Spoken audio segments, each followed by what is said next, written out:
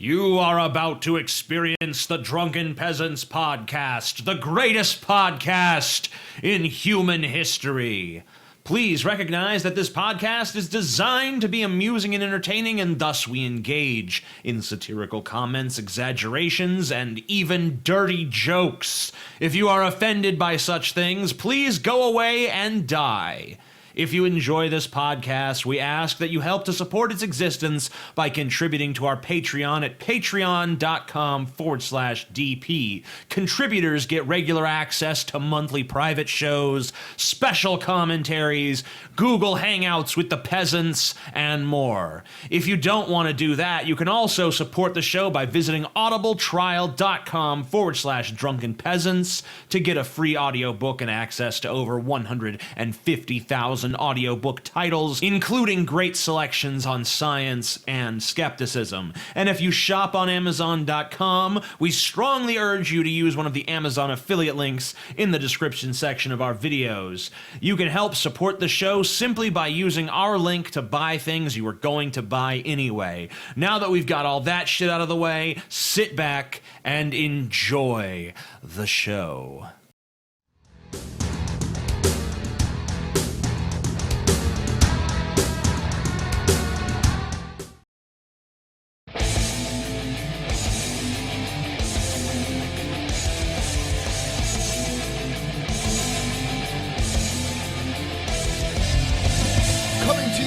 From the frigid armpit of America, this is the Drunken Peasants podcast with Ben and TJ, bringing you opinions of the news from an altered perspective. Fuck it! Hey, man. You got a joint? No, not on me, man. I don't have facts to back this up. It'd be a lot cooler if you did. What the fuck you talking about, atheist? It's okay. You're nothing, TJ. You're garbage. I just want to be light. You're garbage. And now, here are your hosts, Ben and TJ. We'll do it live. We'll do it live. Fuck it. Do it live. Fucking thing sucks. Hello, welcome to the Drunken Peasants podcast, episode 214.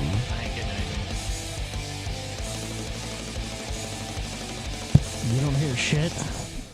Are you guys hearing shit? Oh, you know what? Ben at all. Hold on, I'll fix it. They can hear us, but our shit is... So they can hear us, but we can't hear us. Yeah, it's... Neat. It kind of sucks. Neat. Fuck you guys. I can't hear Neato myself right burrito. now.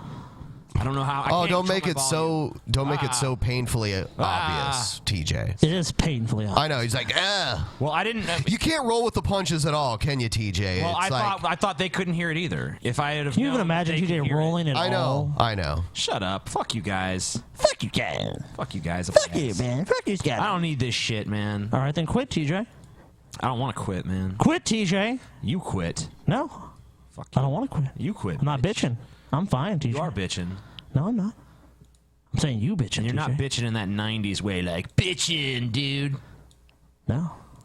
No. Not the 90s anymore, TJ. I know it's not. You take a fucking look around, TJ. It's 2016, buddy. Yeah. You can't just live in the fucking past forever, TJ. Fuck you, Scotty. No. Your fucking childhood regression on display for all to see. Man, fuck you, Scotty. So I came to a decision last night. Yeah. There is a possibility where I could see myself voting for Trump. Damn. Wow. But he has to change one of his major policies. What is that? Basically, he has to forget about building the wall between the U.S. and Mexico. Mm-hmm. Because the real problem is Michigan. Wow. He needs to build a wall at every land border that Michigan has. And we will just, we'll remove it from the Union. It can become its own country. Really? Michiganistan. Michiganistan? Yes. Wow, I like it. Michiganistan. Can they visit still? They can, but they have to take a boat. Right. Because, they have a lot of water borders, so those will be open. Oh, okay. So they can still come by boat. Yeah. Is there like a screening process for them to enter the United States, or? Fuck yeah, dude. So we don't want the troublesome. No, there's not going to be visa-free travel. No. We build a wall. Would they become Michiganis at that point instead of Michiganders? Yeah. Michiganis. Michiganis. Yeah. Fucking pieces That of shit. sounds right. They already sound more like terrorists. And, you know, of course, and I think Scotty would agree with this, that they would just be a sitting duck for Canada to take them at that point. If there's walls, provided the walls are already built to protect us from Canada, then I'm fine with it. Scotty wants a wall along the entire Canadian border. You know, historically, some of that land in Michigan was Canadian territory at one time, so they're just going to come and take it back. We could just build a wall around Canada that just encompasses Michigan as well. The savage Canadians invade Michigan. They are raping evil. and pillaging. So before we get too far along... Well, I want... Oh, I was going to play how I came to this decision. Oh, okay, cool. Yeah, we could do that. Yeah, because, you know, I went to a hockey game last night. It was the Columbus Blue Jackets versus the Detroit Red Wings. Yeah. And there were so many fucking Michiganis there, causing trouble. Why do we let them in? You know, I'm sure some of them are good people. Some of them, maybe some. Some of them might be good people. Maybe. I'll say. I don't know about that. But we need this wall. So come on, Mr. Trump. Show them why we need the wall, Ben. Okay. Look at this. This is from the game Ben was at last night. It's hideous. Yeah, look at this motherfucker. Okay, this guy wearing the red jersey, he's a Red Wings fan.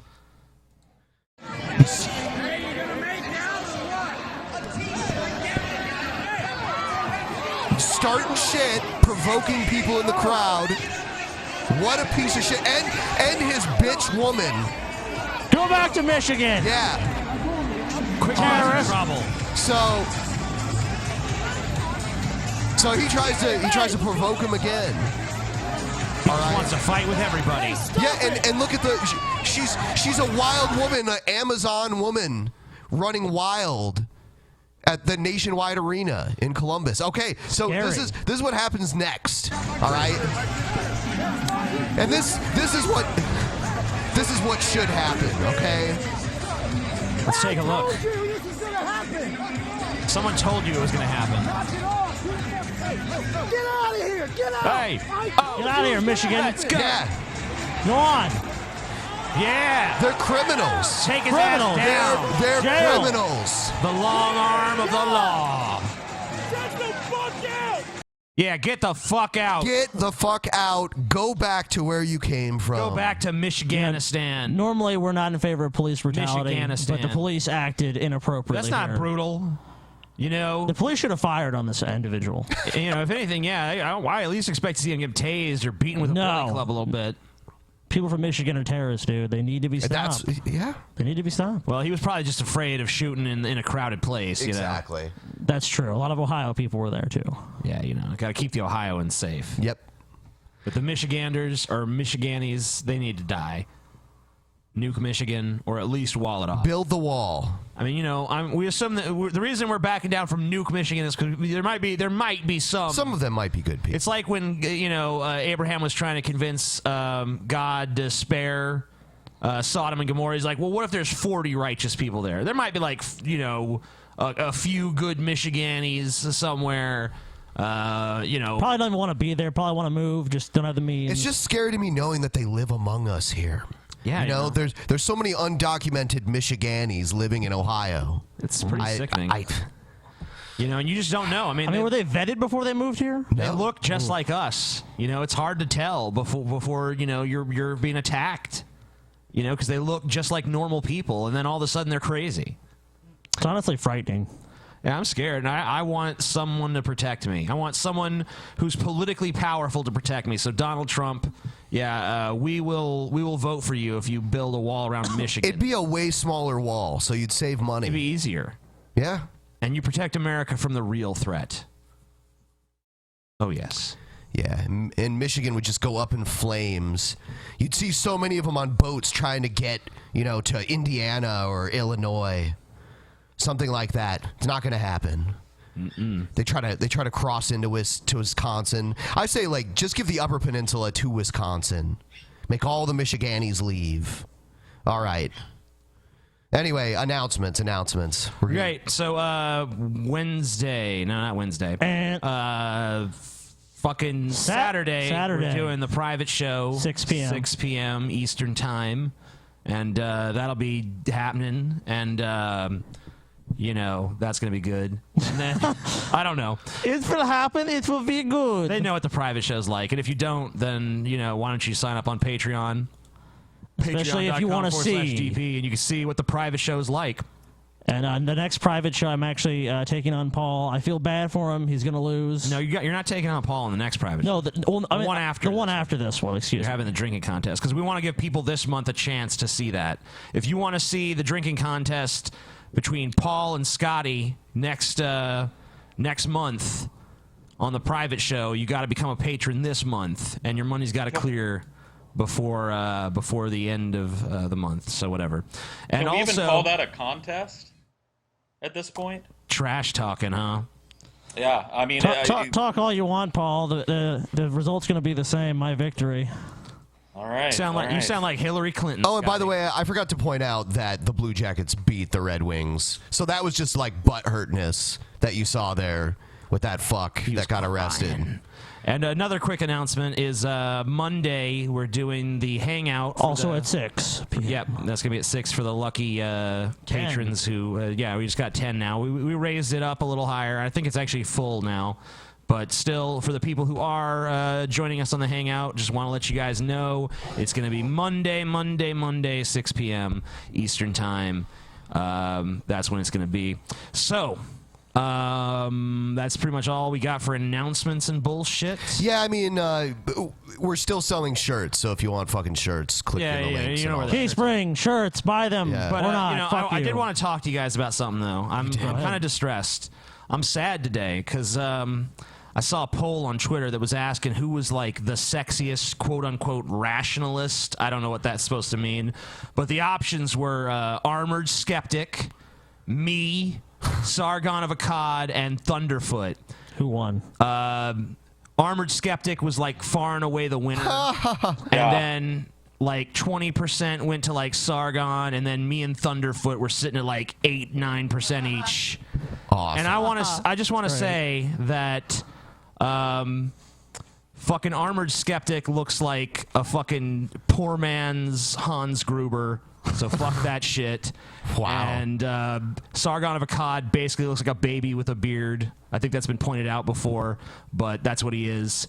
And Thunderfoot just looks like he glued his pubes to his face. So I feel like I'm way more attractive than any of those guys. If you guys actually fucking got your eyes checked, it'd be like 100% TJ, 0% for all those ugly fucking polls have spoken, pieces man. of shit. No, people just don't recognize true fucking sex appeal anymore. You know, Oh, dude. if I was standing before them, their panties would be dropping, man. Your assessment of most of the guys is correct, but Armored Skeptic is he's gorgeous, dude. No, he's not. Oh my god. Yeah, he is. No, he's dude. not. He's one of those dudes. Now, just put the ego aside for 5 seconds. He's one of those dudes. I can't do that. That That's just not walks possible. into the room and immediately chicks are like, "Oh, look at this gentleman." You know what I mean? Like, we don't have that kind of appeal. We just don't. Speak for yourself, Paul. I do. So, Paul, have you seen any blimps today? Any blimps? Other than in the mirror. Oh, damn. Zing! Oh, damn. Fat jokes are coming like hot and hearty tonight, man. I'm so glad I know you're fatter than me now. Yeah, like Paul thought that TJ would be the fattest one, and then Paul could be like, "I'm the not so fat friend here." Yeah, Dude, TJ, we should have a competition to see who can get in better shape fastest. Okay, let's do it. Can I be part of the competition too? No, you're already in. You're too far ahead. No way. Me and TJ look like basically like chocolate chip cookie dough without the chocolate chips. Why don't we just see who can lose 30 pounds faster? Shit. Wow. Okay. That all is a right. decent amount of weight. Because I was thinking about trying to do that anyway. So You guys need to do a weigh-in then. yeah, we both have to weigh in and see how much we weigh now, and then we'll arrange the details. Yeah, like weigh yourself with minimal clothing, so you get like your real weight. right, sure. I'll just be then butt ass naked. If it's man. minimal clothing, Ben, then you need to be there to document it. No fucking way. And of course, we'll have to kind of operate on the honor system. Sure. Bullshit, I want a picture of you on a scale, Paul. But, you know, we can video confirm what the scale is saying and shit. We But then, could do that. you know, just... Eventually, TJ will have, like, Scotty's dog standing on the scale, like, look how much weight I lost. Be like, damn, it says you weigh 85 pounds, I can TJ. have, like, a bar up above the scale so I can kind of lift myself up a little. Like, yeah, look, I weigh way less now. Yeah, TJ's just like filming like first person down at his feet, showing the scale, and in his other hand, he's like munching on a 10.5-pound bar of chocolate. Yeah. Off screen. You know, it's like you got to work in United Dairy Farmers milkshakes into his diet plan. TJ will be sending Paul like pizzas my and training shit. regimen. Hey, Paul, what's your address? I'll probably just have like a cheat day or something. Dude, and you know what, though? You'll be like, this is my only cheat day, so, like, what you'll do is fucking just stuff your face that whole fucking day. Yeah, I've done. I mean, I do, and I've done that, and I've lost weight that way, so I'm pretty confident. All right, we'll see. TJ, We'll see what I happens. have a guaranteed way for you to beat Paul. How's that? Just exercise. If you diet and exercise, because I don't think Paul will do much exercise. No offense, Paul. No, but. I was just gonna give away my strategy on this. Is gonna be number one. I'm gonna cut out sugar from all of my drinks. Okay. Oh wow, yeah, that'll work. Which is a good. Like, I'm just gonna drink water. Like for the next whenever this challenge starts to when it ends, water or nothing. And I was gonna like just eat half of what I would normally eat. I say we do the weigh-in on the private show, this coming private show on Saturday. Mm-hmm. So, like, I have a digital scale here, TJ, so you can go into the bathroom and weigh yourself in there.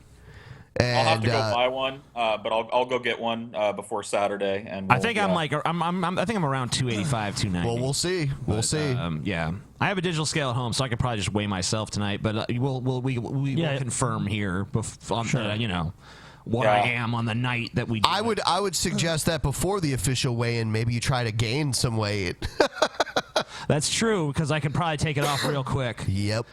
You know, so I should probably just like stuff myself beforehand as much as possible. Any fucking excuse to do it, TJ. like Any excuse. Go ahead. Like, just eat, like, when you weigh yourself, eat like a whole fucking pizza right before you weigh yourself. Yeah, like, Well, that's a good idea. or like a big chocolate cake. You know, like, yeah, looks like I weigh 300 pounds. Just drink a gallon of melted ice cream before you fucking get on the scale. Take like I guess it'd be better to just fill it with liquid, like just drink like a shit ton of water or something. Dude, just get like 3 chocolate shakes and just drink them, like large chocolate shakes from Baskin Robbins or wherever, and just fucking down them real quick. Yeah. You'll gain like 7 or 8 pounds. I'm gonna get so much ridicule at this weigh, and I know I'm over 300 pounds. I know I'm probably in like the 320 range right now, but I'm probably gonna be fatter than that. We'll see. Well, we will lose weight together, Paul, as a competition. We need to decide stakes, though. We need to decide. Did you say steaks? Yeah, we'll figure it all out. Steak. Yeah, we'll figure that out. Don't worry about it. All right. Well, me and Paul will figure this shit out. But it sounds like a pretty decent idea. Anyway, I mean, the stakes are pretty fucking high already. Like, whoever loses this is just the fattest, worthless fuck on the fucking podcast. There we go. Yep. I agree. Well, that's already you, because you're already fatter than me, so. Oh, we'll see. Yeah, but if I prove I have more discipline than you. Yeah, that's the name of the game here. Okay, fair enough. That's true. We'll see who can be the most disciplined of the two undisciplined fat fucks. Yep. It's like a race between 2 snails or something.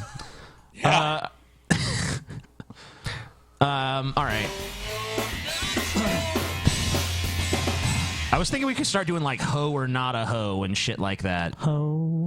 Just like look at pictures of girls and try to figure out would she put out or not. I mean, how would you know for sure, though? How sexist. Just by looking at a just picture. speculation, you know. Okay. Much as this You're is. sexist. We can also do faux or not a faux, where you just look at a guy and see like, would I like him or would I hate his fucking guts? You're really stretching. I mean, like, the rhyme itself isn't worth it, TJ. It's just not worth it. Hoe or not a hoe. Come on. Oh, TJ was sitting there and he was like thinking of that. He was like, "Oh man, that's clever." It is clever. Yeah, whatever. I mean, it's not really clever, but it's like Drunken Peasants clever.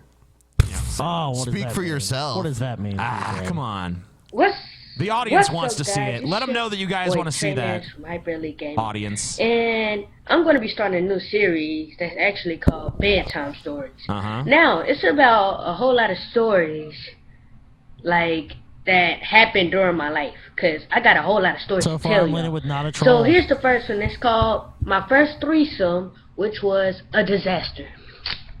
So, let's go ahead and start it off. This is actually this summer. Not a troll. How old is this kid? Dude, it's not a troll.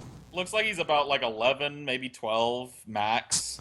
My first threesome was 5 years ago. What the fuck? What the fuck is going on? It wasn't really a threesome. I'm just putting it on there. What? Because I want to sound like a man. Okay. But anyway, It wasn't really a threesome, but it was a threesome. Not a troll, dude. Not a troll. Because what? I don't know. so this girl that I used to date, I'm not going to say her real name because I'm just going to be putting it out there. So fucked up shit. But I'm just going to call her Diana.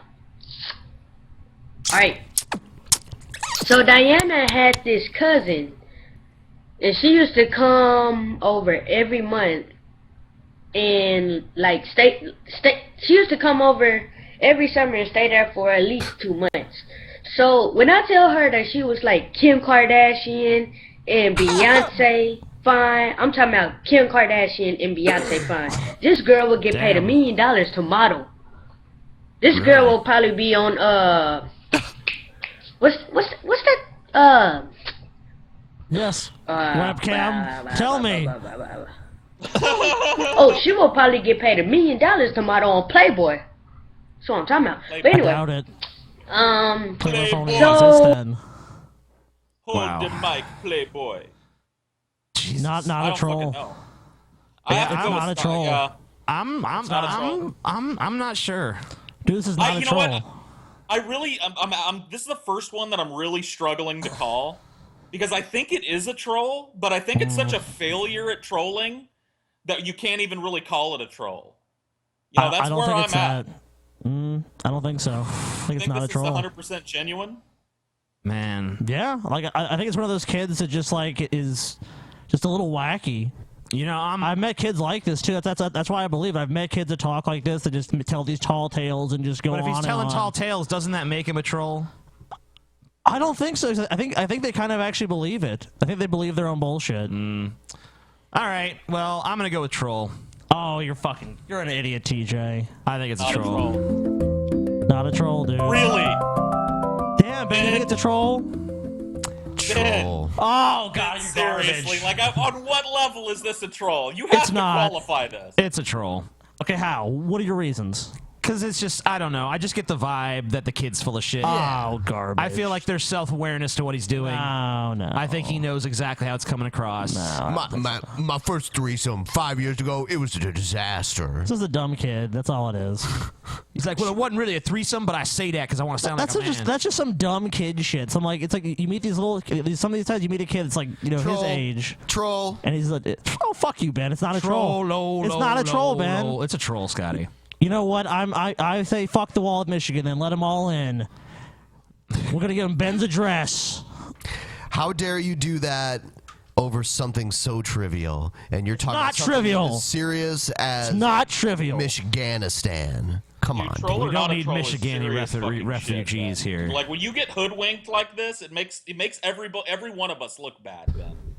This was not a That troll. sounds. TJ been You know hoodwinked. what? That sounds pretty anecdotal, Paul. Sounds pretty anecdotal to me. Oh Instant shit. Shutdown. That and what was the word I fucked up? Adipose. Whole cloth. You fucked up No. whole cloth too. That was another one he fucked up. That You made us all the look other one I bad, fucked up. Paul. You That's made us true. all look bad. Whole Learn cloth. to English. Whole cloth made us look Talk- bad. Talking about making us all look bad, Paul. If and you Talking about don't making us all- understand a word, don't use it. Get a new cock, good- Paul. That's a good piece of advice, TJ. Thank you. No, man. I remember one time. I already told the sagacious thing, or is it sagacious? You know, it's sagacious. But you think it'd be sagacious because it's a soft G in sage, but if you say sagacious, which is like saying sage-like, it's a hard G. But I said it wrong that one time, and these fucking smarmy-ass hosts of that show were like, bleh, bleh, bleh, bleh. imbecile. You know, he was like a panelist.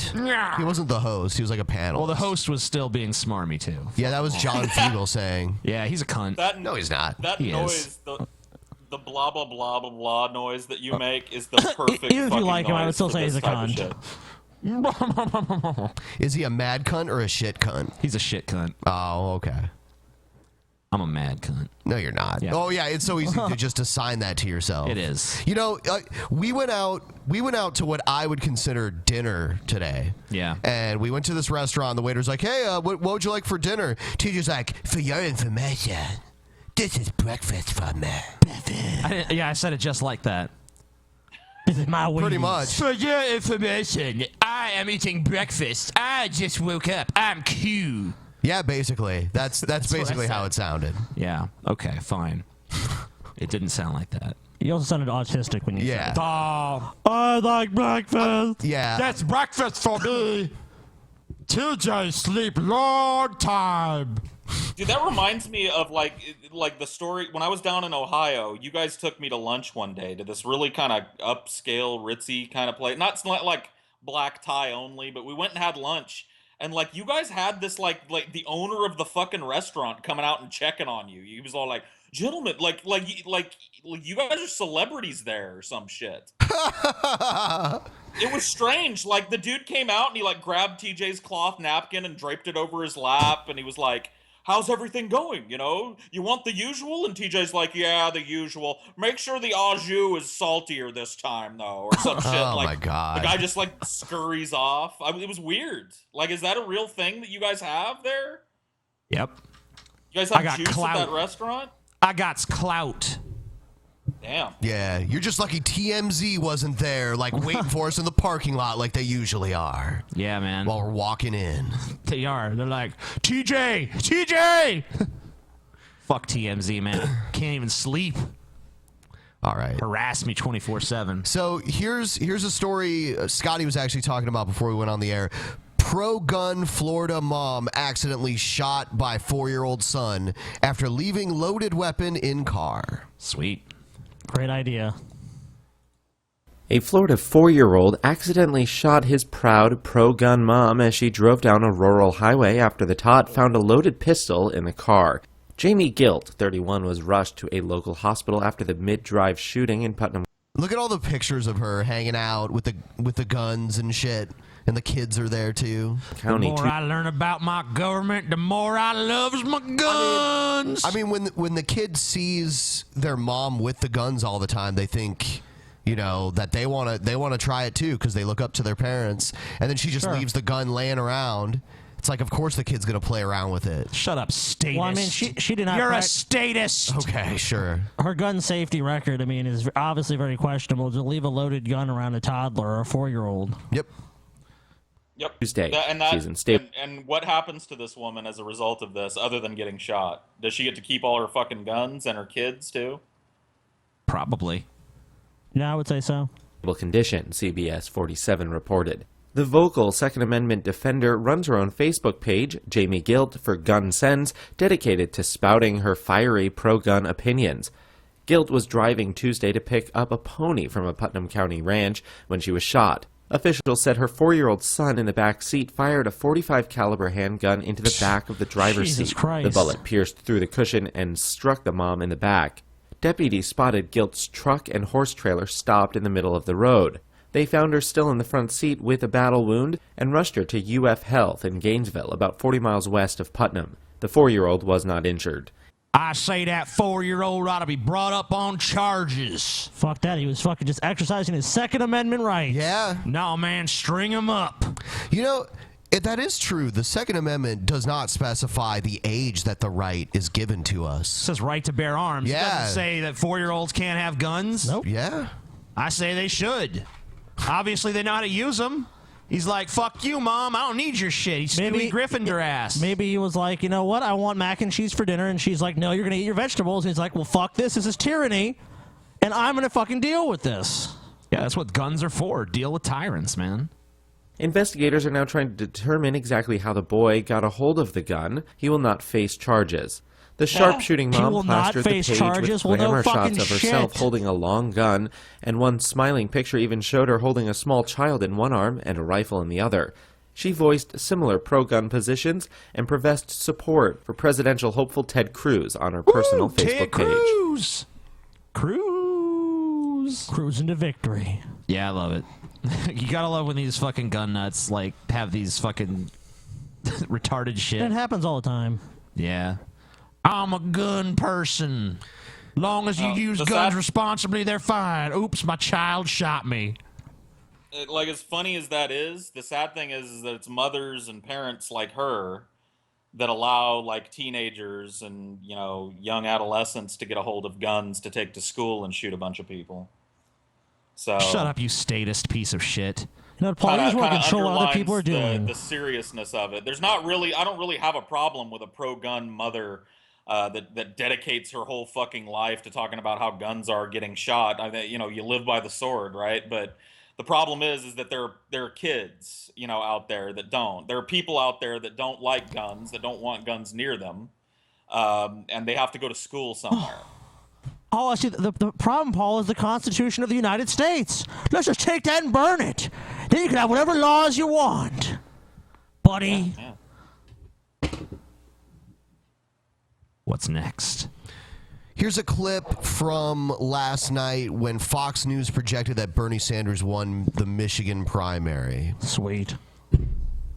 Bernie Sanders will, in fact, beat Hillary Clinton in Michigan's Democratic presidential primary. This is a major upset. bitch. How major? Now, consider that in all 15 pre-election polls conducted in Michigan this year, Clinton led Sanders by double digits. This is the 9th and largest state that Sanders has won. I mean, usually polling is very accurate, but Nate Silver, you know, the guy that everyone's like, wow, he's so awesome, he can predict everything, said that there was it was 99-1 that Bernie Sanders could win. Like, it would be like one of the strangest anomalies ever. So today I went to check out like what the excuse is. Nate Silver himself hasn't written shit, but one of his flunkies wrote this thing about like, well, there was no polls done after Sunday, so obviously something crazy happened in that time, and it just changed. I just want to what? I just want to point out that this is an obvious ruse by the people of Michigan to let us think that They're okay. Yeah. Yeah. We're not You know, falling for it, Michigan. Some of them might be good people, but, you know. Most of them are shit. Yeah. Well, I mean, look, 500,009 still voted for Hillary. Exactly. I mean, exactly. It was close. So far in the Democratic presidential campaign, I think, Joe, that falls right into the narrative you were discussing, which clearly was that, in fact, Bernie Sanders' message about trade and those issues resonated for both Trump and Bernie Sanders in Michigan. Yeah, absolutely, Sean, and I think that's what delivered these two victories tonight on both sides was the frustration and anger about these trade deals, and so particularly in unpopular. Michigan. That's what I meant about Bernie it. won. Bernie won because something happened in Michigan that like very rarely ever happens. Like 19% of the people who showed up to vote in the Democratic primary were under 30. It's almost the same size as the over 65 block. That never happens. The over 65s always show up in way greater numbers than the under 30s. But it didn't happen this time. So it pretty much stands to reason that any state where the youth vote actually shows up, Bernie Sanders wins. Trump potentially being able to tap into that angst with sort of Reagan Democrats, if you will. That's what would bother me about him. Larry, let me go to Larry. What do you think it was all about trade. That's what got everyone all hyped about Bernie. Trade policy. Oh, woo! yes. Trade policy. Fuck yeah! Fuck NAFTA. NAFTA suck my nuts. A lot of the fucking trade agreements the U.S. is in are shit. You know, But, like I don't think that was the reason. Meanwhile, deep in the Detroit ghetto, yo, man, I'm heading down to vote. What, man? You voting? Yeah, man. I got to. Well, what makes you have to vote now, man? You ain't never voted before. It's these trade deals, man. It's these trade deals. Yeah, it had nothing to do with fucking trade deals, retards. Trade deals. Trump's call for unity tonight, and he revealed that he had a good discussion with Paul Ryan. Certainly, he's not happy with some people like Mitt Romney, and he's not happy with Lindsey Graham. But I don't think most conservatives are either. But he did talk a lot about unity. He even mentioned keeping the House and the Senate Republican so he'd be able to get some of the things on his agenda done. Do you think that will begin Sean to... Hannity looks fucking weird now. Like it's probably been like a couple of years since I saw an updated picture of Hannity. What the fuck is going on with him? He's old. It's like his jaw is getting more and more square. Like his head is like widening as he ages. It looks more like his neck is just bloating up and up to the point where he's not even going to have a chin in a few years. It's just going to be like neck head. He's starting to get Trump hair, too. His hair is starting to look like really weird and combed over. To seep into the consciousness of those people that are running if they now suspect that he is the clear front runner? Sean, I don't think they're going to have a choice. If Donald Trump gets the nomination, what are you going to do? Stay home? What are you going to do? Allow Hillary to have 1 to 4 Supreme Court choices and put a bunch of Kagans and Sotomayors up there? But Larry, Ben Sass, the Nebraska senator, said he won't vote for Trump. Glenn Beck has said he won't vote for Trump. You know, so what happens? Jim, that's a half a vote for Hillary. How could Trump win without the Glenn Beck vote? Yeah, we've seen Glenn Beck supports Cruz. And that's why Cruz is just like the fucking unstoppable machine that he is. I mean, Cruz, I guess, has got a chance, but it's still probably going to be Trump. Yeah, it's an off chance, I think, if at all, to be honest. I mean, it depends on when Rubio actually takes a hint and drops out. Jim Webb, the Democratic candidate, said that he would not vote for Hillary and he would probably vote for Trump over Hillary. So you've got that. Can I say one more thing about Donald Trump being vulgar? There's a headline in the Washington Examiner about 2014, and it was something like this. Obama unleashes a profane tirade against the press, full of F this and S that, and nobody said a word, but Donald Trump says S this, F that. All of a sudden, he's a vulgarity. He's vulgar. He's a vulgarian. Too unchaste to be a politician. Politicians use words like that all the time behind closed doors. Listen to the Nixon tape. I've heard them. I've heard them my whole life. I've heard them my whole life. They all use it. They're full. Listen to LBJ. Full of shit, fuck, shit ass. Yeah, fuck. full of crap. Politicians are liars. Look at how much delight is on Sean Hannity's face. Like, they're liars. Unlike you, Sean, a paragon of virtue and fucking integrity and wisdom. Who's the guy to the far left? He looks like he's lost. Some depressing fucking white suit. He looks like he's like just sad, man. I would be too if I were on this fucking panel. This is absurd. Man, that poor guy. Sorry, guy to the left. They're not even letting you talk or nothing. crap if they say they don't. No pun intended. All right, guys, Absolutely. good to see you both. Good to see you both. The guy's like, fuck. I didn't get to talk very much. Oh, well. They gave him his, like, 30 seconds in the beginning. Trade deals. It's trade deals. It's all about trade deals. Trade deals. Kind of sounds like the plot for Phantom Menace. Yeah, man. They're writing a new Phantom Menace. Yeah. All right. Sean Hannity is the new George. So that was the Fox News clip for Bernie Sanders winning Michigan, about two and a half minutes. The next clip, this is Fox News projecting Ted Cruz wins Idaho, and it's 15 minutes long. Not only that, but the 2.5 minutes we watched, most of it was about Trump. It was like, well, Bernie Sanders won in Michigan. That's unexpected. Anyway, how's Trump doing? Yep. What's going on with Trump? Welcome to this special midnight edition of The Five on the primary and caucus night. 4 states up for grabs tonight in the battle for the White House. A combined 316 delegates at stake tonight between both the Republicans and Democrats. 150 up for grabs for Republicans, 166 on the line for Democrats. Here's the latest.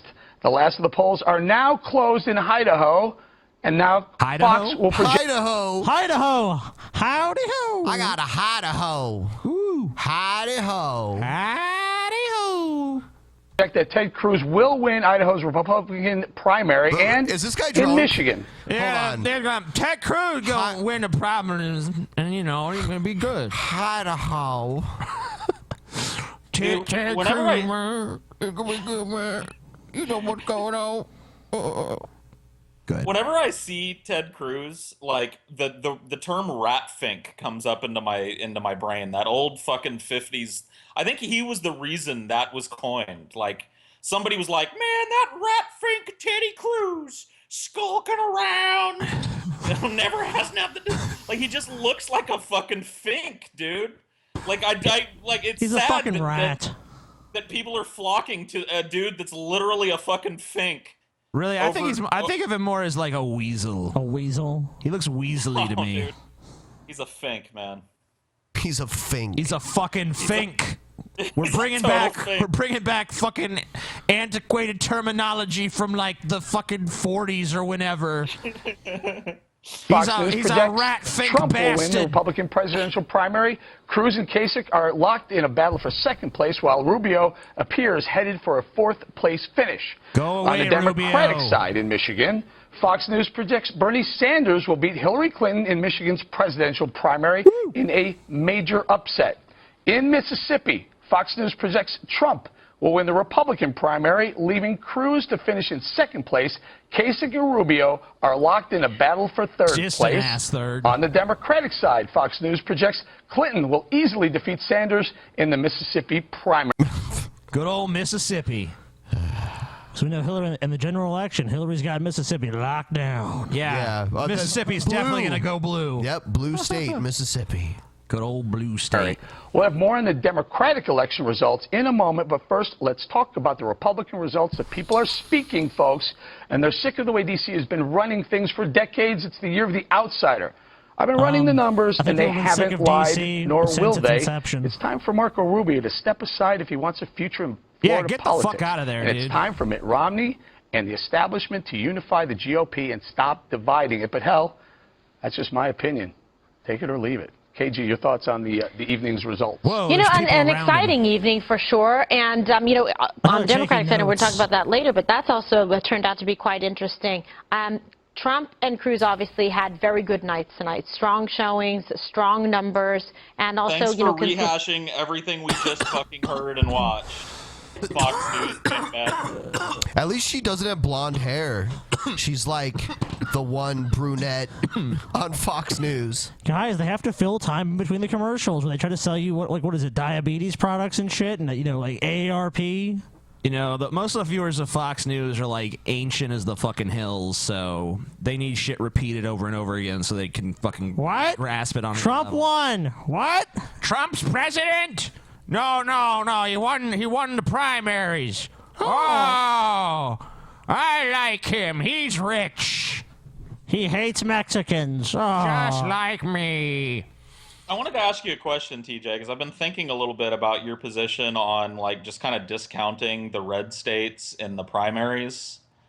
I mean, isn't the idea of the primaries like to give Democrats all over the country? Because I'm like, look, I'm in a red state now, and I'm clearly a left-leaning guy. Should I just stay home then if I'm in a red state, or flee somewhere that isn't red?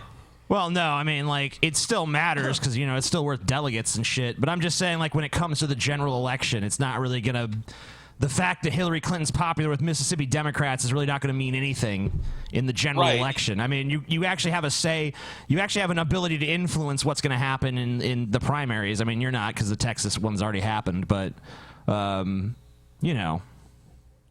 Yeah, weren't you advocating, though, for some kind of rehashing of the delegate process so that we don't really give so much weight to the southern states?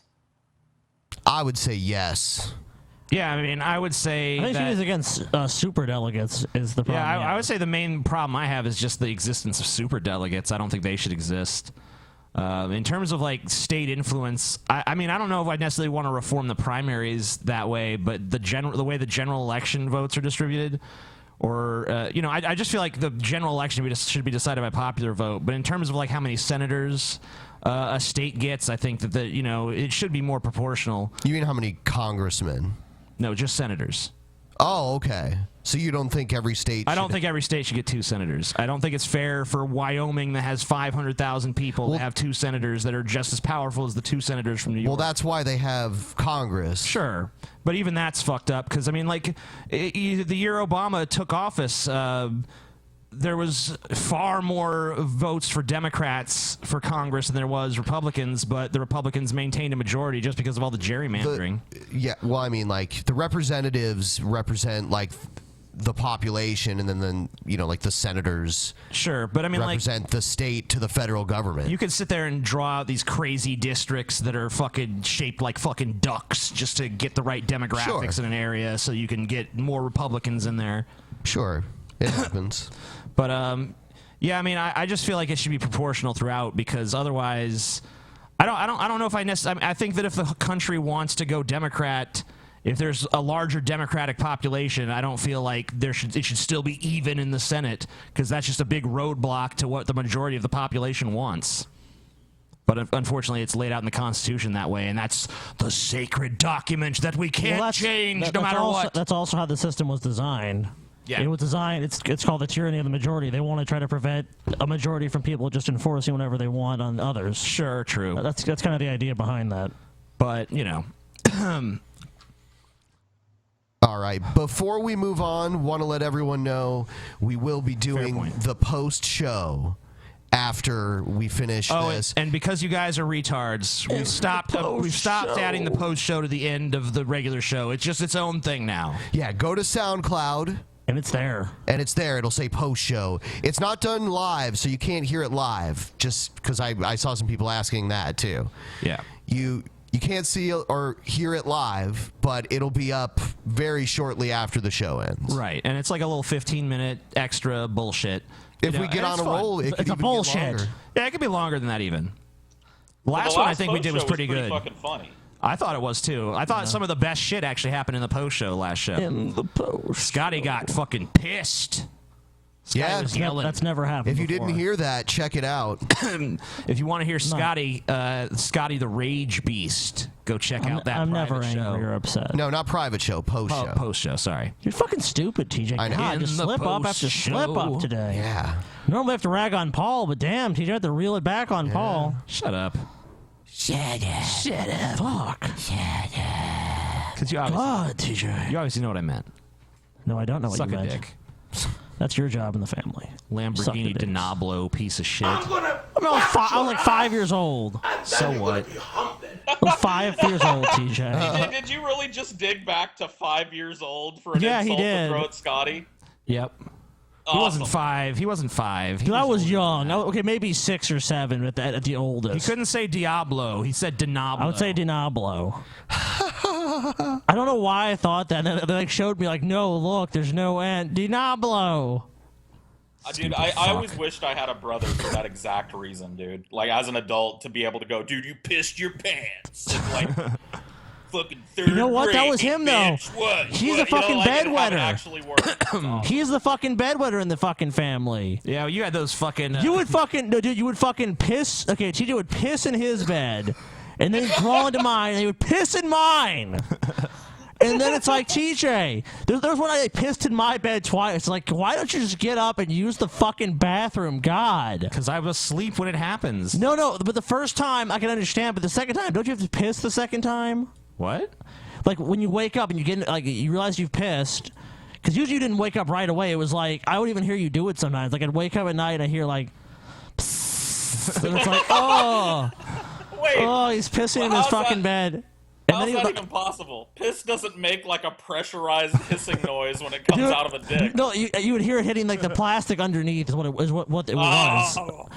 Oh my God! Like, my mom then bought the plastic sheeting to prevent that. Well, yeah, because you can't have. And then they did it on mine. On the bed. So then they had to put it on mine too. On the mattress.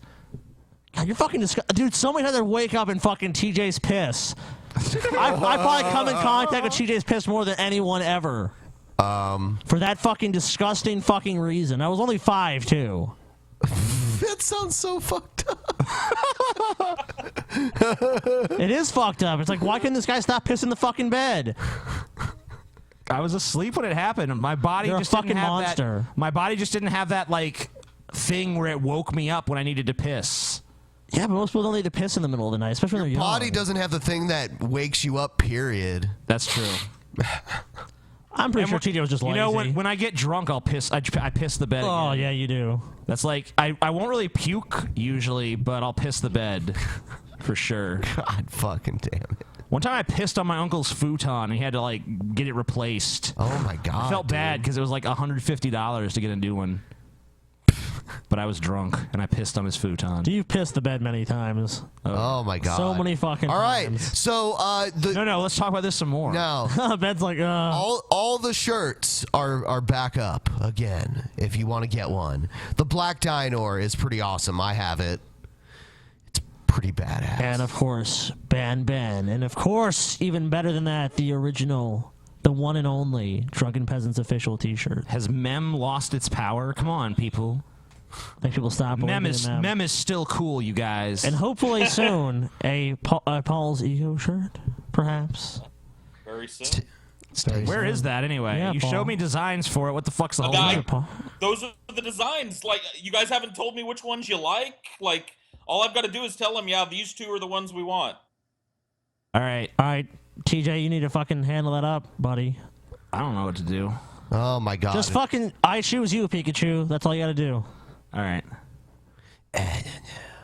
You want me That's to just it. pick two and I'll give them Yeah, to Ben?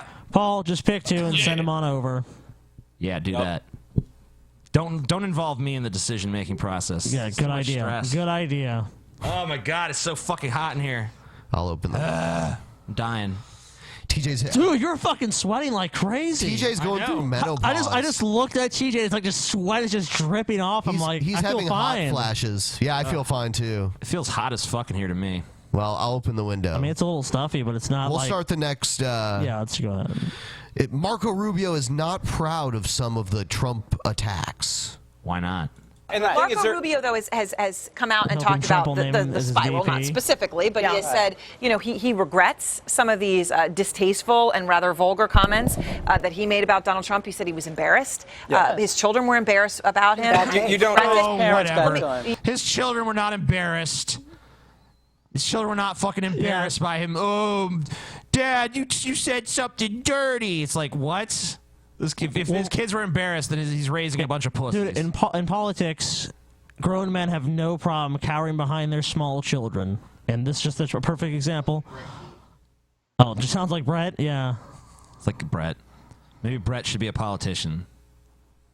Yeah, let me. I don't know if he'd necessarily be a good one, but he could probably be like some corrupt, like, alderman in some fucking shitty county Alderman of somewhere. Festus. I wasn't using good in that way. I mean, he'd be good at being slimy and sleazy and underhanded like 99.9% of politicians. He'd be good at being a politician.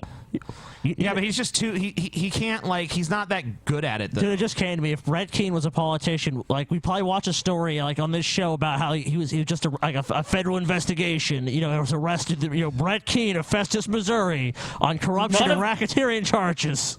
None of them are good at it, though. That's the point, right? Like, none of them are like, if they were good at it, we wouldn't be talking about it.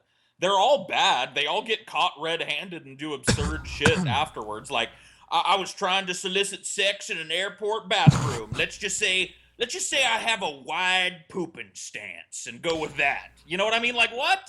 No. I was just tapping my foot thinking about some old, you know, big band music, and you know, he mistook it for some kind of weird gay thing that I don't even know anything about that. No, the smart ones, what they do is they never take any money while they're in office. They just get the like nice $5 million a year, you know, lobbying job later. That's what they do.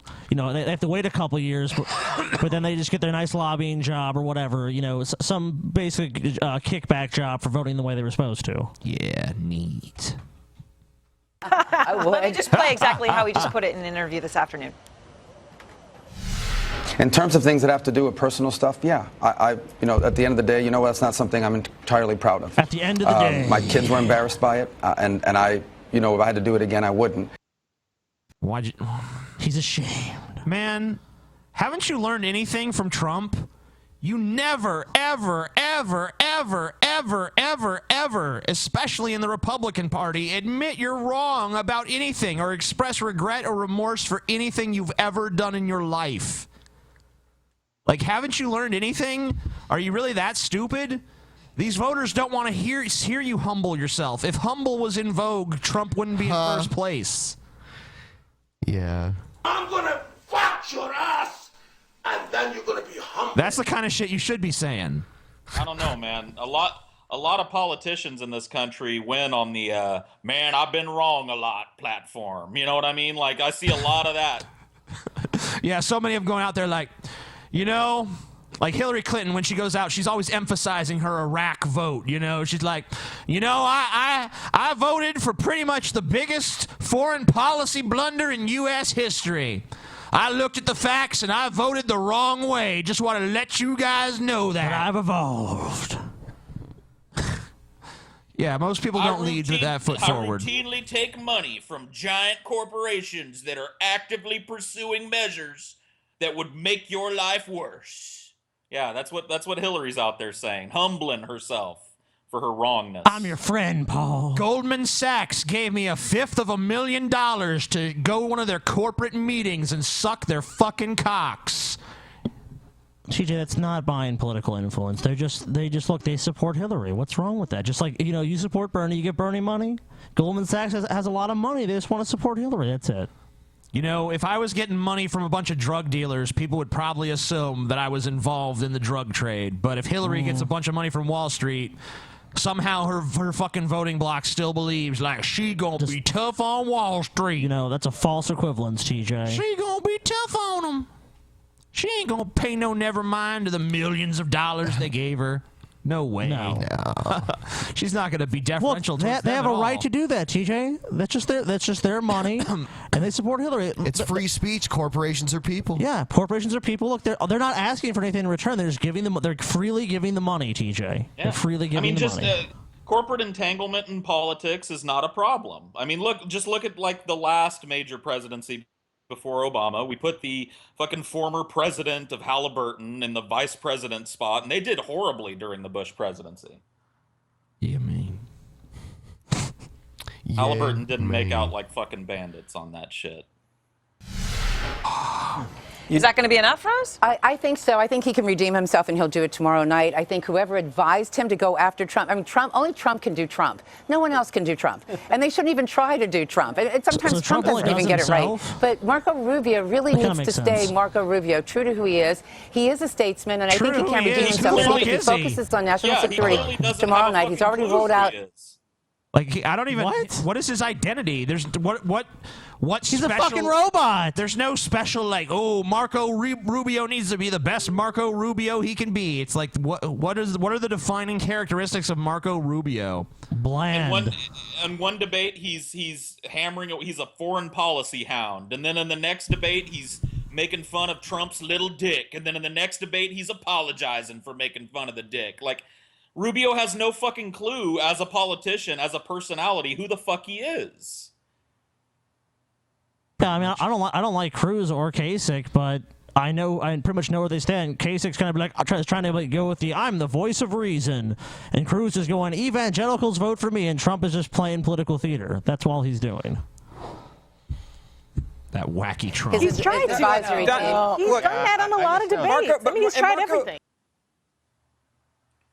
The fact that Donald Trump is so close to actually getting the nomination, it's almost like going back if like Herman Cain had really like gotten the Republican Party's nomination or some shit back in the day. Yeah, fucking slime ball. It's worse. It's worse. Think about Trump as an entity and Herman Cain as an entity. It's fucking worlds worse. This is absurd. This is like literally like the laughingstock village idiot who happens to be a billionaire because his daddy was rich. You know what I mean? Like, that it's literally debased himself in every way that a fucking politician could possibly, like, not to, whatever, like, go on wrestling if you want, but I don't expect to be able to run for fucking president when I've been choke slammed on fucking a wrestling show. You know what I mean? And then, like, he's a fucking reality TV star, and he's fucking cozied up to every bad fucking celebrity ever. It's worse. It's infinitely worse than a Herman Cain presidency. One day, Honey Boo Boo will be president. She's gonna It's be the almost first on female that president, dude. Well, we kind of see now it's kind of cult of personality. It's who you are that gets votes. It's like, do I recognize this name? And Trump has built this brand where everyone recognizes him. Where it was like, for years people were saying Trump should run. Oh, Trump should run. And he would always be like, nah. I think finally Trump was like, yeah, you know what, I'm going to run. My favorite thing about Trump is the Trump steaks, dude. Oh. Trump steaks. These are great quality steaks, and you can only buy them at the Sharper Image. It's like, why would I want to buy a steak from the fucking Sharper Image? The only place you see Sharper Images is in the mall and in airports. Who the fuck is going to buy a steak from there? Like, how about, here's a crazy business idea for you, for the business genius Donald Trump. Sell them in fucking grocery stores. Maybe then you would have actually sold some, and it wouldn't be like yet another defunct Trump brand that didn't go anywhere. All right, next one. Here's a CNN story about Bernie Sanders and the momentum he's gaining after the Michigan victory. I'm surprised they're even saying he's gained momentum. Yeah. Because a lot of the Hillary supporters online, A shot at- if you like talk to them, they almost like try to spin it where like, if anything, after this, you know, come from behind win in Michigan, Bernie Sanders is worse off now than ever. He's in a weaker position. Let's be honest, TJ. Let's be honest. He's even more destined to A shot in the arm for Bernie Sanders. It's just a different kind of defeat. Beautiful crowd. You are a loud crowd. Is a wake-up call for Hillary Clinton. Thank you all. Sanders' victory in Michigan on Tuesday night keeps him squarely in the race. He's trailing in delegates, but the momentum and money is on his side, and the Democratic race rolls on. It's a little bit too late. Tonight, Clinton and Sanders come face-to-face again for a Univision debate on CNN, setting the stage for a 5-day fight to the next round of contests that will test Sanders' staying power. What we have done is created the kind of momentum that we need. Well, I'm to turning win. out in Ohio. Yep. March 15th. Yeah, we're all voting. Gonna be voting for Bernie, man. Bernie Man. Bernie. That could replace Sounds Burning like, Man. yeah, Burning Man. I'm burning. This year at Burning Man, they should do a Bernie thing. I'm burning for you. Mississippi only added to Clinton's dominance across the South, a strong win that made up for the delegates lost in Michigan. But the symbolism of Michigan looms Why would large, you cheer exposing saying that Clinton's fucking struggle to win reptilian over figure? white, working-class voters. Her arguments of Yeah, saving I'm the clapping. auto industry. I'm like you. I don't know if this is weird or not. Fighting for us. I know we joke about Hillary being a reptilian, but you know, ever since I got that lizard, you know, that bearded dragon, yeah, and everyone says it looks like Hillary, and it kind of does. Like, I've been slightly less hateful towards Hillary because, you know, now I don't have the same aversion to fuck you, reptilians that I TJ. used to. Fucking piece of But shit. I still hate her guts, though. Fuck off, Because she's dude. pretty much You're pure fucking, evil. Dude, you're but fucking garbage. I hate her probably 10% less than I used to. I've lost all respect for you. What? I still hate her more than you do. No, I don't think so. We I need wonder to have a if Hillary nationally- hate contest. We'll have one in the parking lot. All right. I wonder if nationally she polls higher amongst like lizard owners. Maybe. That'd be interesting to see if people who own reptiles are disproportionately supporting Hillary. Because, you know, she is the first reptilian candidate. Well, if you listen to, like, David Icke and shit, I guess she's just one of many reptilian candidates. But she's the first openly reptilian candidate. We'll just put it that Fair way. enough. Bailout, he voted against it. Falling flat as Sanders played up her ties to Wall Street. What I did not vote for was a middle-class bailout for the crooks on Wall Street. I am very excited to be back here in Cleveland. Ohio is the next big battleground for Democrats and shares many similarities with Michigan. The state has rescued Clinton once before, and a relationship runs deep, going back to her victory over Barack Obama 8 years ago. Enough with the speeches and the big rallies. What? What you of course do, What Hillary. are you talking about? Enough with the speeches and the big rallies? That's like what politicians do. Her words are so fucking empty. It's just, I'm outraged, and we're gonna fight, and we're gonna fight, and we're gonna win. That'd be like me being like, enough with these loud mouths on YouTube thinking their opinion matters. It's like, you know, that's you're describing yourself. What the fuck? Enough with these fat neckbeards.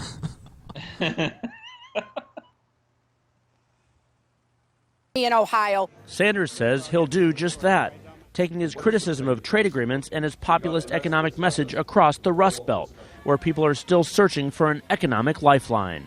The political revolution that we are talking about is strong in every part of the country, and frankly, we believe that our strongest areas are yet to happen. Tonight, former President Bill Clinton is already in Ohio, gently urging Democrats to scrutinize Sanders' plans. While Clinton's in Ohio right now. Gently urging. He gently urges people by setting up a giant rally in front of the polling place. Did you guys see news about that, or did we watch a video about that? I sure did. I just saw the news. Absurdly blocking off the fucking front entrance to the polling place. Nobody's getting to vote, and it's a big Clinton rally. Like, that's illegal. That's 100% illegal. Unless you were the president at one time. Then, like, people do whatever the fuck you want them to do. Yeah? Yeah, there should probably be a recount, at least in that district. But whatever, there won't be. No consequences, because I'm a Clinton. The DNC doesn't want that, so it's not going to happen. Fuck the DNC. Establishment faggots. Hillary and her fucking Fuck the ugly ass DNC coming straight from the underground. Hope Bernie Sanders shoves those fucking pantsuits down your fucking throat, bitch. We got beat on health care. We didn't have 60 votes in the Senate. You remember that when somebody tells you they're going to do this all over again. Oh, yeah. The narrow loss in Michigan Not shattered gonna the Clinton happen. campaign's Healthcare hope ain't gonna of happen. quickly brushing Sanders aside. The night before the Michigan primary, she projected an air of confidence. The sooner I could become your nominee, the more I could begin to turn our attention to the Republicans. The race is over. Just elect me. Fuck democracy. Hillary for all. The quicker we get this whole deciding process over and just give the fucking nomination to me, the quicker I'll start talking about shit that matters. Yeah. Gotta love Hillary, man. Gotta love Shillery, man. Good old Shillery. Scotty, I'm gonna piss on you tonight. It's been too long. wanna piss on you. It's been too long, Scotty. That's fine, TJ. I'm gonna light you on fire tonight too. All right. Wow. Get a gasoline bath for you. Did you know that bedwetting is one of the fucking 3 signs of growing up to be a serial killer? What are the other 2? Shit, man.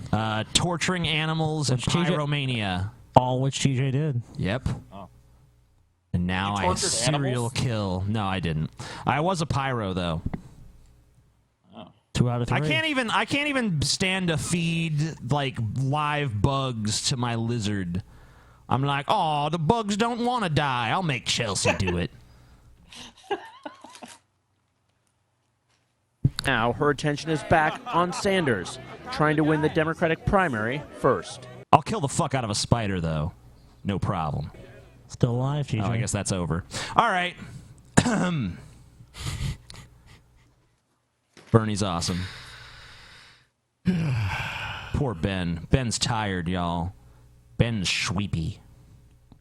Ben wants to go to bed. He's fucking tired of your shit. That's what he's fucking tired of, TJ. Yeah. Well, I'm tired of fucking your shit, bedwetting Scotty. piece of shit. Threatening to piss on me, TJ. Yeah. I'll piss on you again. I'll take a fucking shit on you then, bitch. It's a family tradition. We get some fucking Taco Bell. Let's see what you're fucking saying then, bitch. Yeah, well, I'll fucking eviscerate you with a fucking spork. Fuck, eviscerate me, TJ? We're talking about fucking shit and piss. You're like, I'll eviscerate you. Well, there's nowhere to go from shit and piss unless I say I'm going to come on you, and then it just gets gayer and gayer, so. Oh.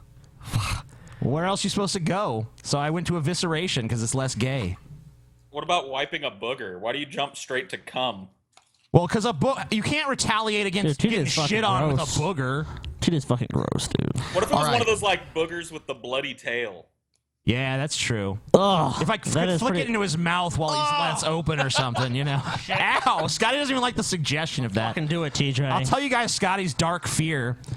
He has this weird thing about like his fingertips like being salty and like someone like eating them off his fucking hands. Oh man, and don't shit. even fucking no. I don't know how he It's not- developed such a specific odd fear, but Because you had some fucking dream, and you told me about it, and it freaked me out. I was like, what the fuck?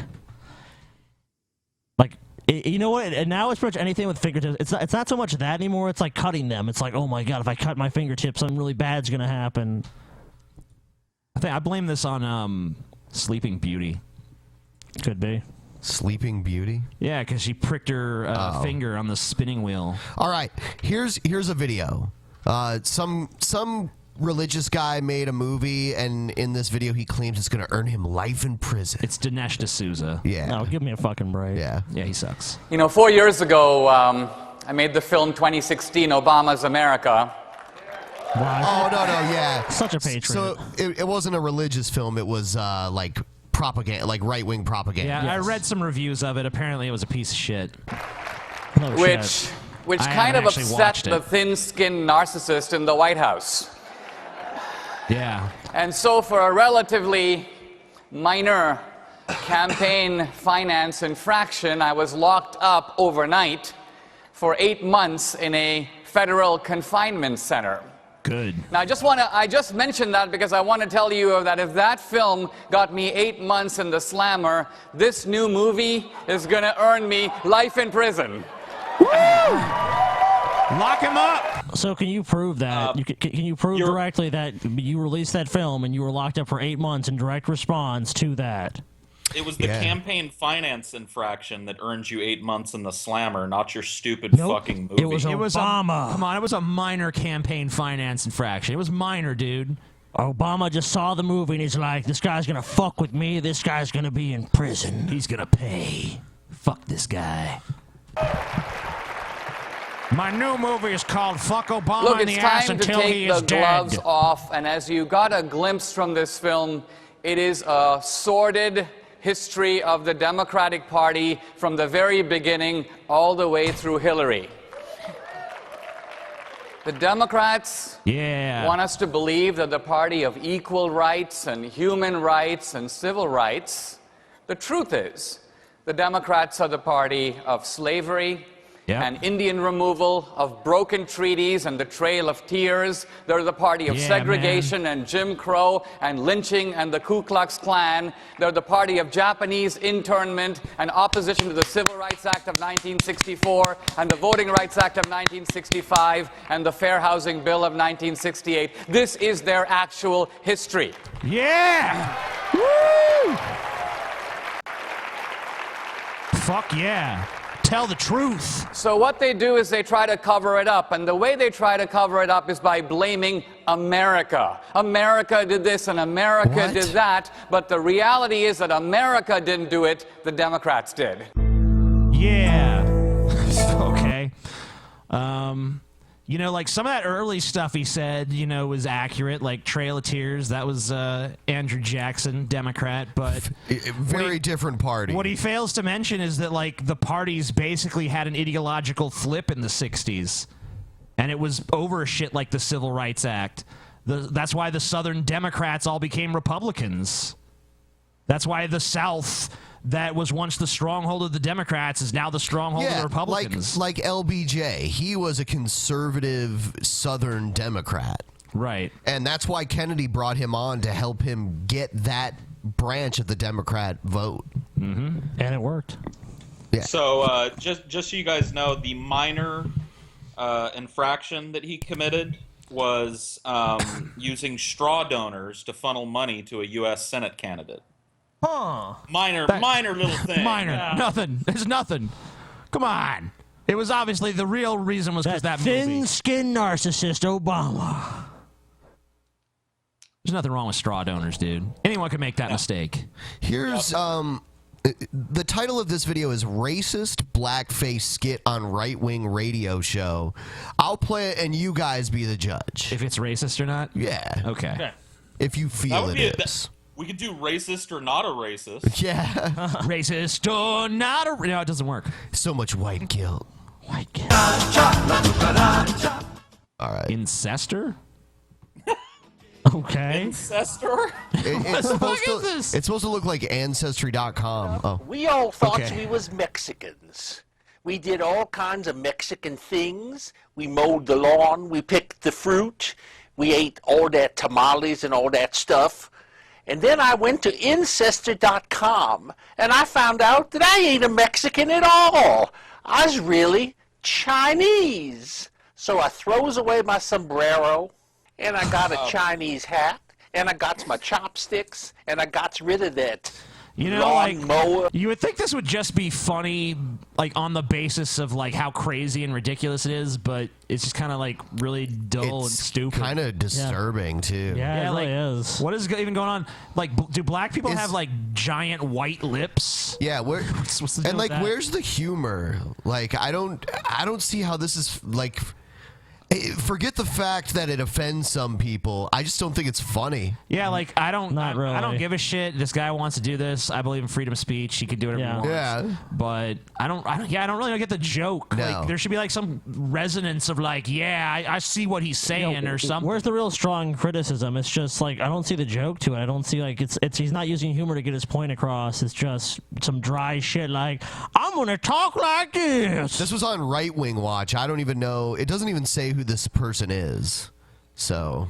And now I spend all my time putting fingernail polish on women's nails and putting them also on them stinky feet. So go to Ancestor.com, Ancestor.com, and find out what you is. Ancestor.com, where you learn who to have incest with and not make weird kids. Okay. What? This is more disturbing than anything else. I don't know. I don't get the joke. Maybe you had to be there. I don't know. Whether it's racist or not is kind of secondary to how disturbing the video is. I'm not disturbed by it. I mean, whatever. It really is. Not because he's saying something so extreme or something I've never heard before. Just like the music and the way he was acting. Like I think he's kind of nuts. And the incest thing, I don't really understand. I just think it's some lame dude who thinks Is like this guy a member of fucking NAMBLA or something? I just feel like it's just some lame dude who's like, to him, like the height of humor is like, I'm gonna wear a funny costume and people are gonna be like, it's gonna be so hilarious. He's unbelievably Dude, the way lame, he was man. painted up and the way he was talking is straight out of like really old person racism. Like that, like, I's gonna go down to the store, massa, and get you 2 chicken this time. I won't forget. No sorry. You know, like that sort of talk you mixed doing with it the is fucking funnier, minstrel show though. blackface. There's no way there wasn't a racist undertone to that. Sure there was. Dude, what was the movie you told me you were watching, and then like a black character falls over the edge of a cliff, and they're like the 2 white characters run up, and they're like, "What was in that bag?" Yeah, because he was holding the bag. Medical supply, but it was an old Tarzan movie from. Like, Oh, okay, it was an old Tarzan movie, yeah, like shit like that. I love that. There is that scene in Dirty Harry where the black dude, after the whole, I gots to know. I gots to know. Come on. I got Harry hates them all. Next one, Theodore Shubat supports violent vigilante attacks against gay rights activists. What a shock. I'm so surprised. Let me, just so we can focus on the vigilantism question. You said this in your video. When you have the sodomites coming out to the streets and the Christians come and beat them up, the people who are beating up the sodomites don't really get punished because the society is so conditioned that way. If there's a law written in the hearts of the people, then the people who are fighting this evil physically with their hands, fighting them, beating them up, those people are not getting into this is a going to get into trouble. premise So to begin first, with. I want to make sure I understand. First, do you think that's a good thing that happens, say, in a country like Russia? And then would you like it that America would be, quote, Christian enough that we would do that kind of thing here in America and society would approve of it? The short answer, I'll give you the short answer. First question, yes. Second question, yes, absolutely. Now to give you the details of that. I have worked with Russians who do these things. I've worked with them. If you look at Shubat.com, I've interviewed Mila Odechova and another Russian, I forgot his name, that was with her, who do these things. And they go out and they attack the homosexual rallies in Moscow or St. This question to Petersburg. this guy. And the How would he justification for feel this. if he was if being a Christian was a minority and people thought it would be really funny? It just, you know what? Let's go beat the fuck out of some Christians. That'd be a good fucking time. Let's organize a fucking Christian beating. That's where America's headed. Mark my this guy would words. endorse this shit, and they talk about so many times. Look in the Bible how much we had to suffer, how much Christians suffer. They were fed to lions by Romans. It just highlights the absurdity, like, of Christian persecution complex to me. Like, on one hand, they're like talking about how it's great that Christians are so fucking powerful in some places that they actually just get to beat people in the fucking streets. And then in the next breath, they talk about how fucking persecuted they are, how Christianity is under attack from every angle. It's absurd. This actually comes from St. John Chrysostom, where he stated very clearly in his homilies on the statutes. He says here that, I'll read it to you if you want. I desire to ask one favor of you all in return for this address and speaking with you, which is that you will correct on behalf of the blasphemers of this city. And should you hear anyone in the public thoroughfare or in the midst of the forum blaspheming God, go up to him and rebuke him. And should it be necessary, inflict blows, spare not to do so, smite him on the face, strike his mouth, sanctify your hands with the blow. This is the statement from John Chrysostom. Now let me just Islam, doesn't it? Now let me just finish this. This is how they deal with things in Georgia, Serbia, Poland, Russia, and they don't. All places we're dying to live in. Yeah, I want to move there right away. Those are some good countries, man. Awesome Serbia, places. check out our blown up walls. Check out our hovels. Serbia, look at our poverty. Serbia, Christian conservatives. Yeah, like people are flocking. The tourists are lining up around the block to look at beautiful Serbia. Have a great place. The problems that we have. You yourself have said it. They couldn't even get it passed in the Duma. They tried to get this stuff passed in Georgia. They tried to get this crap passed in Poland. Hundreds of thousands of Poles last year gathered together to fight against these things, and they could not get it passed because the people are so ferocious against this evil. I've worked with other countries. Because people believe in human rights. Wow, man, they're fucking crazy. What a fucking bizarre fucking notion. I mean, damn, really? I wish that America had this I've stuff. worked with other countries, and by simply presenting the truth to those other countries, that has stopped them, or that has helped influence them to not allow certain laws to be passed by getting a message out without having to resort to violence. But I asked you to answer. You did. How do you feel about the guy in Israel that actually stabbed people at a gay pride event in Jerusalem? You know what? It's interesting. If you were to live in the time of the Maccabees and you saw Mattathias kill the Jew who made a sacrifice to Jupiter, you would condemn Mattathias. You would say, "Oh, Mattathias, how dare you do such a thing?" I simply asked you a question. How dare you do such a thing? How you felt. You know, it really doesn't bother me, to be honest with you. They see it as protecting their society from this invasion, and it is an invasion. Now, you told me that you spoke in Peru, if I'm not mistaken. Remember correctly. You went to Peru. Who's invading? Now, I remember doing a video. He's a cunt. Someone should shoot this guy in the face. Yeah. I mean, it's only some because people of were the- stabbed to death. I mean, It's I don't only mind. because- If he has no problem with violence being inflicted on others, and I have no problem with violence being inflicted on him. Well, it's only because of the liberal Western values that he's dumping on in this video that he has the right to fucking talk like this. Somebody would probably bash his head in with a fucking brick.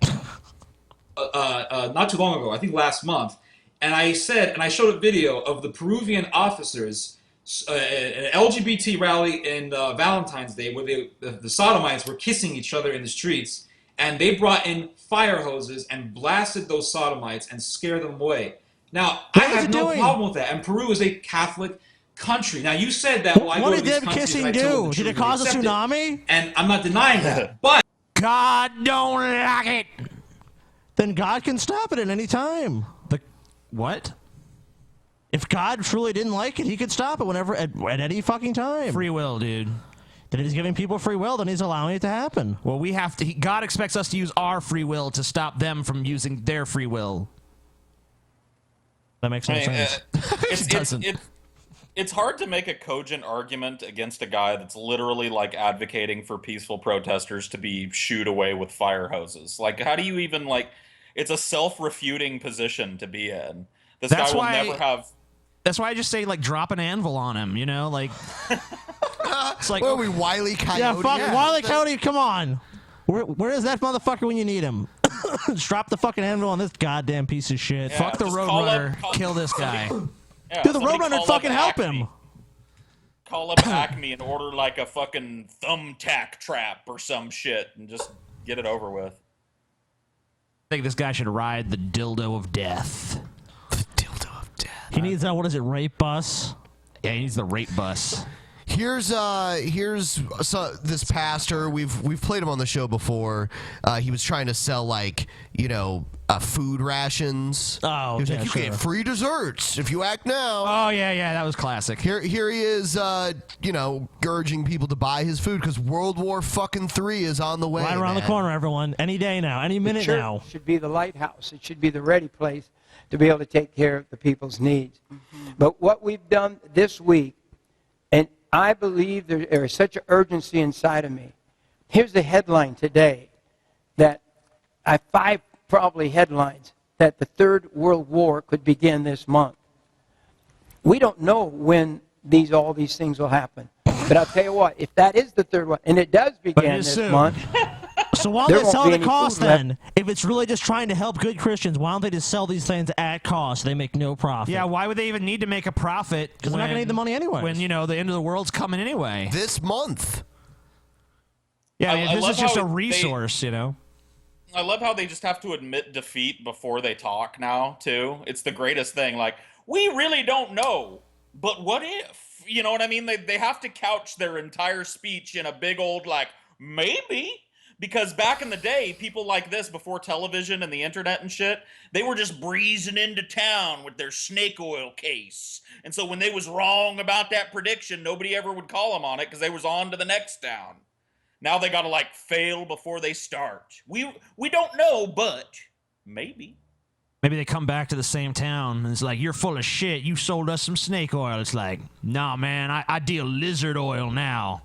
I've reformed my ways. I mean, this is basically just a seminar to sell fucking fear. Buy this fucking food, and we'll throw in some Jesus shit. Let's hear his sales pitch. Okay, sure. In the warehouses to ship out. Because one event, everybody goes and orders. And that's what people order when they hear something, when they see something. And we have a year of food and for the $600 gift and all of this amazing food.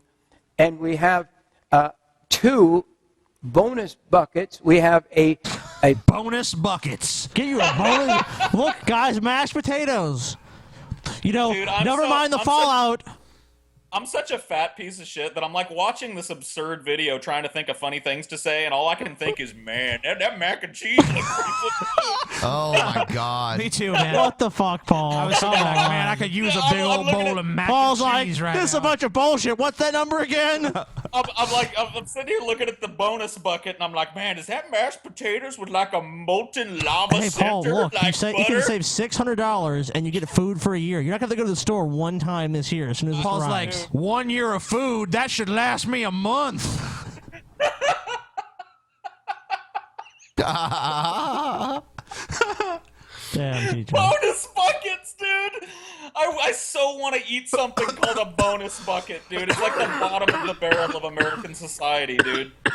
Like the bonus bucket. That's just a big tub of mac and cheese. Yeah. Oh, I want it so bad. Huge potato slices that you can add to soups and all different, all the different ingredients. They have it. Look at the bonus The bucket, 5-gallon buckets with their label on it. Dude, you imagine how... You know that that fettuccine shit they were showing earlier is just filling one of those buckets, man. It's just a big bucket of nasty ass fucking fettuccine that just gets grosser and grosser as the year goes on. You know what? In a post-apocalyptic scenario, having all this food is not going to be valuable. People aren't going to know, hey, my neighbor was always prepping and preparing for this shit. Has got a lot of food. Let's go and kill him. Let's go steal his bucket of mac and cheese. Hey, when there's no power, Paul, you're going to want that bucket of mac and cheese. When there's no fucking civilization, you're going to want that mac and cheese, Paul. Paul will kill for mac and cheese. I heard Jebediah down the road done loaded up on that bonus bucket before the bombs come down. He's got 8 bucket of mashed taters and gravy with melted butter on it. Let's storm the castle. Oh my God. 90-day bucket. Let's storm into the dead of night and slit his throat while he sleeps. All right, next video. His wife I'll keep for myself as part of my new expanding harem in the post-apocalyptic wasteland. Pat Robertson calls for Trump Kasich ticket. That's bizarre. Not really. Donald Trump isn't asking me for suggestions, but my suggestion would be if he's looking for somebody who can get things done, he ought to team up with John Kasich and run as a team with Kasich as vice president. If he wants to have a, quote, politician I to have get things noticed done, that Kasich's the man to make it Kasich happen. goes out of his way not to talk shit about Trump. Yep. So maybe Kasich is working that angle. Maybe they have been talking behind the scenes. I mean, he does want to win Ohio. Kasich is polling higher than Trump in Ohio right now. Yeah, well, sure. It's if you can't win your home state, then you really should just drop the Yeah, you could not be president. You know, and Ohio is really influential in the general election, so yeah, it's like a big swing state. Technically, Mitt Romney has 3 home states, and he only won 1 of them. Utah. Yeah, Utah. I mean, that's not even his real home state. He was born in Michigan, and he was governor of Massachusetts. He didn't win either one of those. Well, we all know why he won Utah, Mormon, too. you know. Yeah. Mormonism thing. I know Kasich is your guy, the Republican governor of your state. Isn't he like kind of one of the less nasty Republicans, or is he just a piece of shit? He's like an establishment Republican. He would have been the perfect candidate, 8 years ago. Right. I don't know. I kind of think of him as like Romney light. Yeah, he's not really like Romney. He's not like super filthy rich, and I'm not talking about in that sense. I just mean like he pretty much stands around the same positions that Romney did. It's not like he ain't out there talking no crazy Trump shit. He's pretty much an established mainstream Republican. Yeah. Yeah, because Trump has said he wants someone who has experience. Exactly. Yeah, he said it to me sitting across the table. Well, let me ask you, what happened in Idaho? I mean, Trump didn't do too other. They're conservative. I mean, they grow a lot of potatoes in Idaho, and they've got a lot of rations. Hold on. What does that have to do with them being conservative? Yeah, like, what is the connection between those two? They're conservative. They grow potatoes. He's just like the few fragments of his memory that still exist. Just Idaho potato. I'm sorry. I gotta agree with Pat here. Like, I think if you're a potato farmer in Idaho, chances are you're a Republican and a conservative one at that. You're probably right about that, but I don't think it's because they grow potatoes. I think it kind of is. Really? Nah. I think farmers swing conservative, like on a massive, massive Just margin. look at an Ohio election map. It's like blotches of blue where all the cities are, and then red everywhere in between. Oh yeah, where all the fucking farmers live. Bernie wants more farmers, but I wonder if Amish people vote. I don't know. I don't know. Some we used to vote, but we're not allowed to now because they used machines to vote. We used to just fill a bubble with a pencil that we whittled out of old witchwood out in the back. Witchwood, huh? Yeah, a witchwood pencil. What the fuck? Tripping, Ben. All right. Ben's tripping balls, y'all. Ben's like, what's going on? No, I'm not. What's going on? Here's a Prager video. It's did Bush lie about Iraq? Did he? Yeah. I bet this is going to suggest that he didn't. No, he didn't. Well, of course, Prager says no. I mean, he did, though. I took America to war in Iraq. It was all me. Yeah. Okay, it was mostly me. I had some help from a clueless President George W. Bush and his neoconservative puppet master, Vice President Dick Cheney. Uh-huh. Senior White House fanatics spoon-fed reporters like me cherry-picked intelligence about Iraq's alleged weapons of mass destruction so that America could invade Iraq and seize its oil. None of this is true. Of course. Okay. None of that's true. All of that is true. But let's hear the refutation. Did we actually take the oil, though? I don't think we got any oil, unless the government just, took it and kept it. No, I don't think this had anything to do with oil. I think that's the only thing I'd have a problem with about that story. Oh, it definitely has something to do with oil, because Iraq has, the 4th largest oil supply in the Middle East? In the Middle East, I believe it's the 2nd. Okay, so yeah, I mean, I think the oil probably had something to do with it. But also, it's just, you know, military contracts, a nice big boondoggle. Political influence, yeah. To get all, like, the Halliburtons of the world rich, to just basically funnel American tax dollars into, you know, war profiteers, which we used to be against, but now we're cool with. Yay, America. Americans continue to believe it. People died. It was a war. But President Bush didn't lie us into it. Yeah, he did. The false narrative that he did is itself a lie and deserves to be at last retired. Okay. There was no shortage of mistakes about Iraq, and some of the media's pre-war WMD stories were wrong, including some of mine. But so is the enduring, pernicious accusation that the Bush administration fabricated WMD intelligence to take the country to war. They did. Before the 2003 Wrong. invasion, President Bush and other senior officials cited the intelligence community's incorrect conclusions about Saddam's WMD capabilities and on occasion went beyond them. But relying on the mistakes of others, completely understandable mistakes given Saddam. Why did Colin Powell go before the UN and say that that these things did exist? I mean, where was he getting his information from? I mean, so you're saying that George W. Bush at the same time condemned that information? It didn't appear so. It appeared he tried to. The way it was sold in the media was the coalition of the willing. Like, this needs to happen. This is, you know, there's terrorism there. There's WMD. Saddam's a dictator. We just need to go there and take him out. But she's saying it's saying it wasn't because they were just trying to lead us into war. It was because they just had faulty intelligence. The CIA. It's really the CIA's fault. They did not have faulty intelligence. They fucked up. They did not have faulty intelligence. No, I understand that. I'm saying, but it's a completely false premise. Horrendous record, and making errors of judgment are not the same as lying. American and European arms control relying experts on reports from people who have been shown to have lied before, that's pretty much lying. That's pretty. You kind of know you're feeding people bullshit at that point. There were multiple times. Like, I have a pretty clear memory of that time because I thought it was some crazy shit. Like, one day they were talking about how Iraq had this fleet of drones. I shit you not. This was on the fucking news. Iraq supposedly had this fleet of drones capable of sub-radar flight, so they could fly so close to the fucking ground that nobody could detect them, and they could reach the eastern seaboard with a bunch of chemical weapons or nuclear fallout. And that was just one report. And then there was another report, and then that one was false. And then you know, there was these trucks. You remember the traveling biological weapons labs? Oh, yeah. Yeah, I remember that. Yeah. There were these giant trailers filled with scientific instrumentation and big drums of mustard gas, you know? Like, none of that was even remotely true, and this is the shit that they relied on in their judgment to go to war. Not the independent investigators that were in the country saying, nope, we're not finding anything. Nope, nothing here.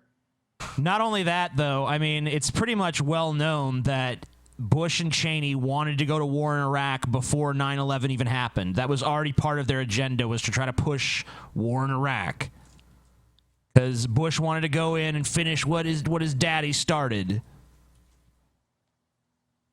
Terrorism agents and analysts who studied Iraq and briefed White House officials and journalists were the same people who gave me and my fellow reporters at the New York Times accurate information for years about Osama bin Laden and al-Qaeda's growing threat to America. In fact, 8 months before 9/11, the Times published a series of articles on that threat, a series for which the Times staff, including me, won a Pulitzer Prize. Yeah. Good job. Okay, so these guys that had always given you good information all of a sudden gave you a bunch of faulty information, and you think that was just their mistake. You don't think that the administration was telling them what to say. Also, why didn't they corroborate this information? If they're saying, oh, you know, that we were given bad information, it's like, shouldn't the first question to be like, okay, so how do you know this information is accurate? I mean, some of this shit we know it was outright falsified. I mean, that is lying. These sources that they've been relied on for years for military intelligence, where are they getting their info? From the fucking military, which George Bush is commander-in-chief of. And you think that plays no role in the fact that you were fed just like this constant stream of bullshit about this one subject, Iraq. This one thing, just constant bullshit from these supposedly reliable people. I wonder why. I wonder. Well, because remember when the war happened, there was popular support for it. It was like, yeah, this needs to happen. It's like, well, why does it need to happen? Because they're doing all this bad shit. Everyone was saying that. Oh, look at all the bad shit that's happening over there. And I love how, I mean, she acts like this is some revisionist history shit. People were saying this at the time, like, this information is shoddy. This doesn't hold up to scrutiny. People were saying that then. Just because you bought it hook, line, and sinker doesn't mean that everyone else did. I mean, I remember most of my friends knowing it was bullshit. Members of the intelligence community with whom I dealt were overwhelmingly reliable, hardworking, and honest. But they were also human. And in the aftermath of 9/11, they were very wary of ever again underestimating a terrorist threat. Oh, of course. They didn't underestimate a terrorist threat. They brought the terrorist threat. They gave you reports on how bin Laden was planning to do this.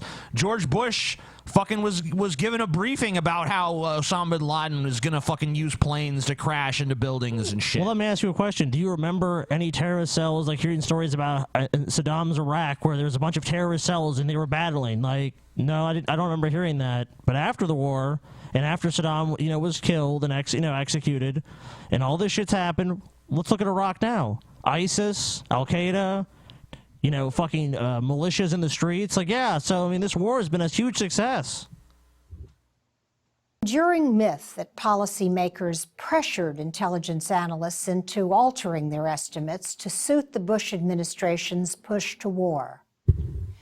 Yet several thorough bipartisan inquiries found no evidence of such pressure. What they reveal instead is that bad intelligence led to bad policy decisions.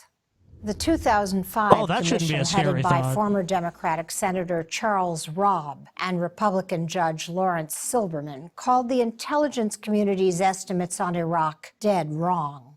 A year earlier, the Senate Select Committee on Intelligence denounced such intelligence failures as the product of groupthink, rooted in a fear of underestimating grave threats to national security in the wake of 9/11. No. Bush and his cronies wanted to go to Iraq before 9/11 even happened. You're a lying bitch. There's so many sources that'll corroborate this. Just do a fucking Google search. Will Toby, a former deputy administrator for the National Nuclear Security Administration, still fumes about the failure to see problems in the CIA's intelligence that supported Secretary of State Colin Powell's pre-war speech. Yeah, man, it's crazy. All these guys now, none of them. What are they supposed to say? None of them can support the war anymore because it was obviously a huge failure. So what else are they going to say? The only thing they have left to say is, man, I guess we just fucked up. We were misled. We done made a mistake. Yeah, they're left with the policymakers' table scraps because the policymakers won't ever admit that. Bush will never go, man, big old mistake in Iraq. But these guys, further down the trough, they have to. That's all they're left. Speech at the United Nations about Iraq's WMD. Yeah, go look up what Colin Powell says about that now. He pretty much says that he was fucking instructed to mislead the country. I mean, he doesn't outright say that, but if you can read between the lines, he pretty much does. Go read about his fucking modern quotes about this shit. Yeah, he gave a big speech in front of the UN. But now he fucking says it was a huge mistake, that the intelligence was fucking garbage. Even when 60 Minutes examined the intelligence they referred to, there were so many glaring errors in the intelligence. Yeah, like anyone could have seen it. Yeah, I mean, like, the problems in this intelligence were obvious enough that just plain old journalists could see it. Yet no one in this administration could see it. No, they knew the intelligence was bad. They pushed it through anyway. They didn't want good intelligence. They didn't want the truth. They wanted to go to fucking war in Iraq. Yeah, they wanted their justification. That's what they wanted, and they got it. Yeah, that is a lie. Any way you spin it, that's still a fucking lie. That's still a lie to get the country to go to war.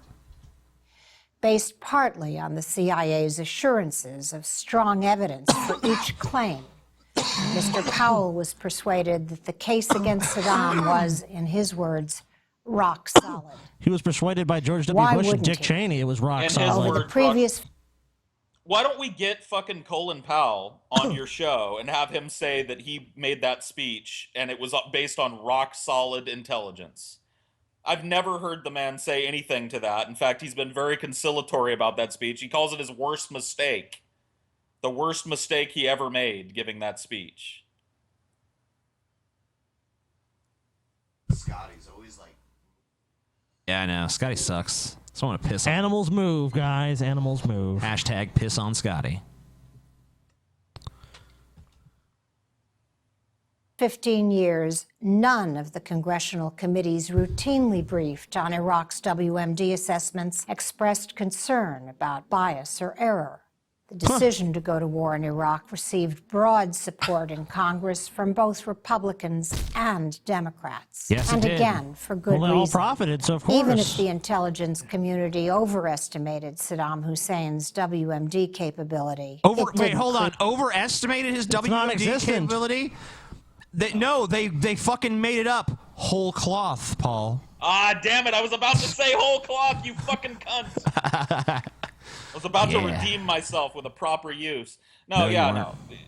This was not the language here matters. The way she presents her argument also always presents it as if the other side is just this weak claim. Like, they just overestimated the WMD. No, there were none. Zero. There were 0 WMDs. No fucking mobile labs, no drones, no dirty bombs. And they already knew it all. That's They like if knew you it. accuse your neighbor of being a murderer and then it turns out you're just lying and then you're like, okay, I overestimated how many people he killed. It's even worse than that. It's like accusing your neighbor of being an intergalactic space overlord that's mind controlling the entire world with a fucking giant ancient machine he has hidden in his basement. And convincing people of it, and then having them storm his house and finding him jerking off, to fucking hentai. Like, it makes no sense. It's absurd. So call it what it is. The absurd overstatement of anything approaching a WMD in Iraq. He had a grenade. That's a WMD. All right, you want to move on? Mass is relative. Yeah. Sure. All right. Moving on to crazy people. Oh my. Dude, my palms are sweaty already just wondering if he's going to be there tonight. I think we're safe. Are we safe? I don't know. I think so, yeah. I think the video's over. I don't know. All right. The video's only 12 Okay, seconds. it's over. It's definitely over. TJ's cheating, man. You can't look at that shit. Sorry. All right.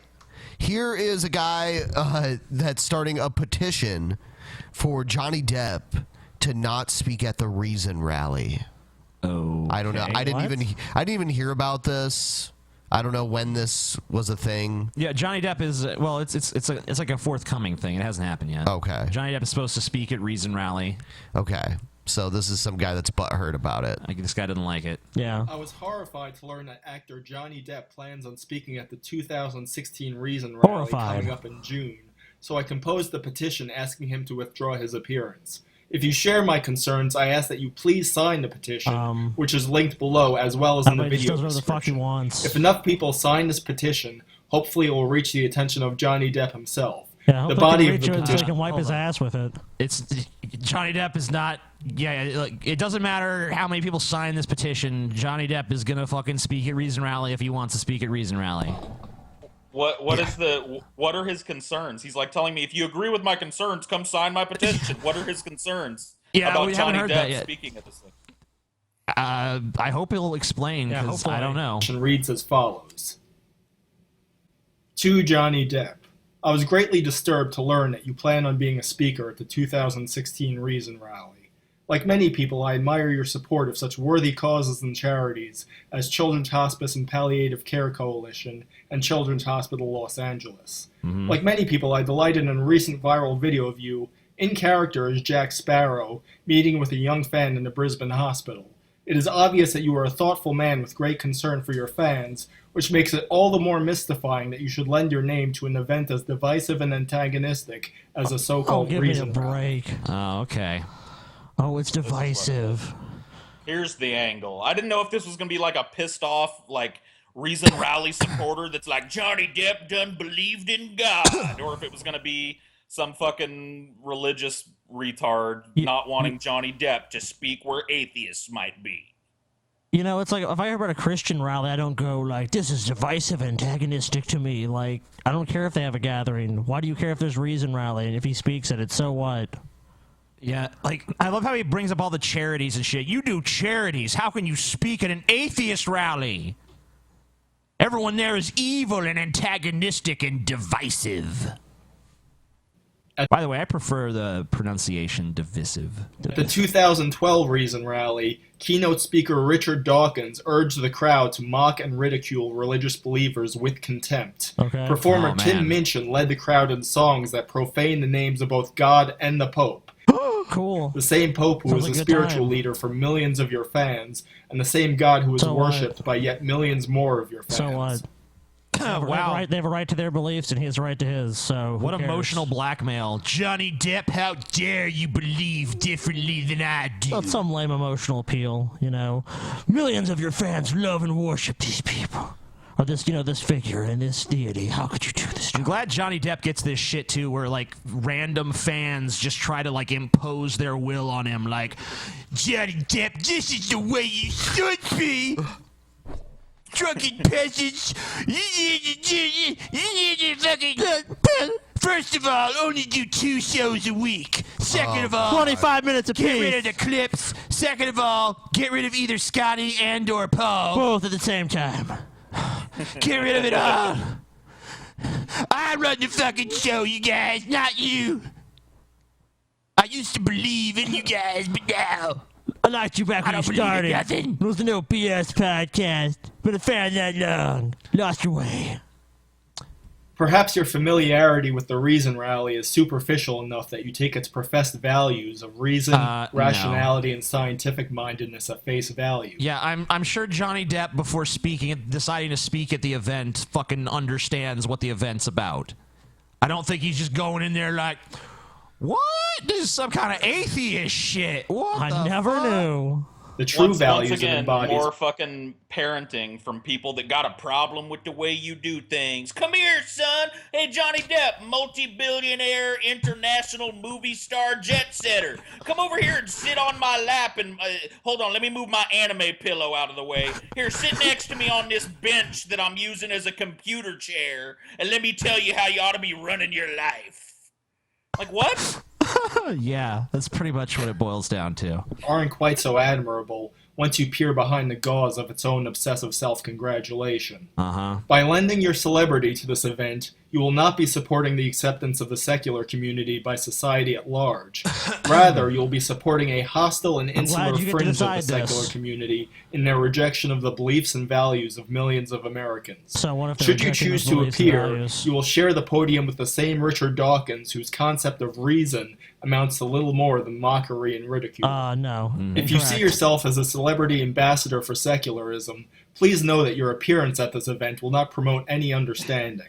Yeah, The you know atheists that of the old, reason. like, firecracker personality Richard Dawkins, that multi-award-winning multiple author on molecular biology. You know, he just dances around insulting people. That's what he's known for. Oh, yeah. Rally are not asking to be accepted as equals. They are demanding to be accepted as superiors. If you're no. I'm an atheist. I am superior to all. I should have special rights and privileges that no others have. This guy is insane. Like, I've never met an atheist who like you know, all sitting around like, hey guys, you know, we're superior to Christians. Like, we should have like separate laws, like laws for like animals, like Christians, and laws for atheists. And I was like, yeah, that's actually fine. Reasonable. Yeah, reasonable. Totally reasonable. If Johnny Depp is a reasonable person, and I don't know if he is or not, I know nothing about the guy other than his movies. Something like this, like a reasonable person reads something like this from some anonymous fucking fuckwit on the internet and does the exact opposite just to spite them, if for no other reason. Or just completely, like, ignores this. Why would you think that you could fucking blackmail somebody like Johnny Depp, or anybody, really, from appearing somewhere? Johnny Depp is not going to... It doesn't matter. Like, this could get 12 million signatures, and Johnny Depp is not going to give a shit. only as an iconoclastic lark, please know that you will only be validating an increasingly closed-minded atheist dogmatism. All right, let me just say, like, even if this fucking event is, like, even if his characterization were accurate, which it's not, like, just because Johnny Depp shares a stage with these guys that you disagree with, like, shouldn't he be judged not by, like, the company he's keeping, but by the words he says? Like, shouldn't you see if you actually have a problem with what Johnny Depp's speech says before you write him an angry letter for daring to fucking hang out with people that you don't like and speak on the same stage as them? He just knows. He's basically Johnny Depp's fucking older brother or dad. Sit him down and saying, look, this is how life goes. He knows. He knows. Make no mistake. By lending support to this his event. Speech. No, I see where this guy is coming from, because he's trying to save Johnny Depp from speaking on a stage with public enemy number 1, Richard Dawkins, and public enemy number 2, Tim Minchin. Oh, yeah, shit. those two guys are like everything that's wrong in this society. They're the biggest scum ever, and he wants to protect Johnny from lending his celebrity to somewhere that would have the audacity to let people speak that disagree with him.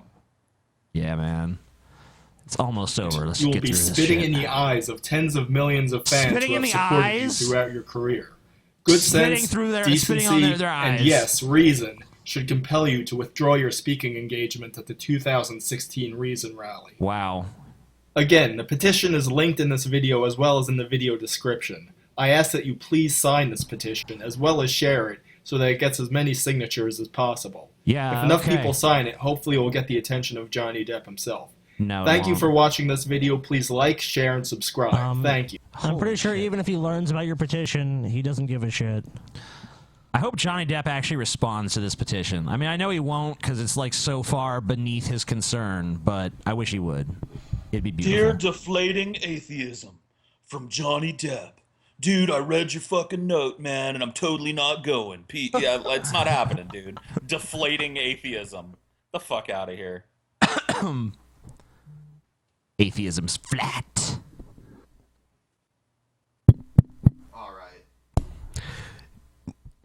I'm not even going to set this one up. I'm just going to let it go. All right. Wait.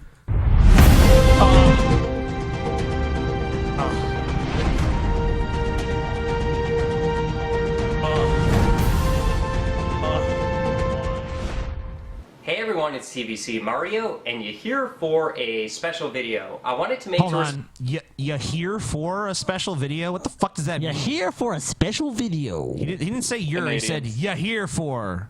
What? Is that a Canadian thing? Wow, look at him. He looks fucking Asian there. Jesus. He just took a huge bong rip. Damn. On to this. This is a video uploaded by Onision. Two of your favorites in one video. Wow.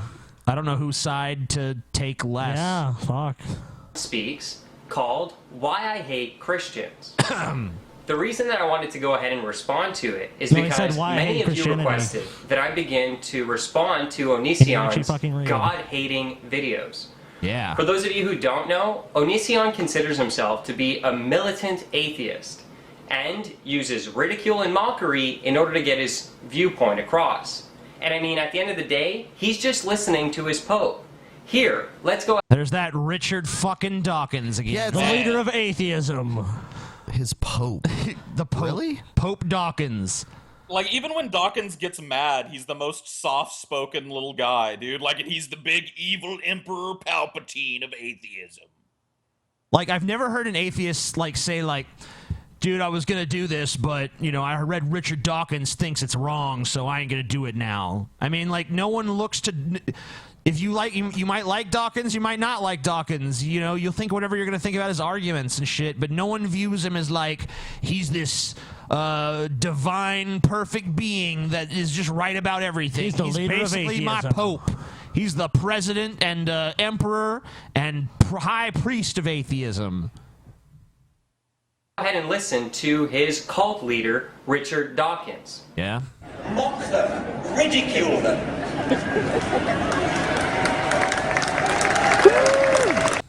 As you can see, Richard Dawkins, What the fuck was that clip? Like, what? That was like 2 seconds. Mock them, ridicule them, no context. Yay! cult leader of this atheist militant crew, basically thinks that it's He's not a okay cult to leader. ridicule and mock people in order to present your worldview. There was no context in that clip at all. But let's assume he even does. Who cares? That's very mild. That's like, let's make fun of Christians. Yeah, I mean, what does that do to them? Earlier in this show, we played a Christian who thinks that like going and attacking people on the street is like totally cool, and stabbing like teenage girls and shit is cool. You know, I think there's a possibility that Mario may look kind of gay. What, Ben? I don't see it. I don't see it. I don't know.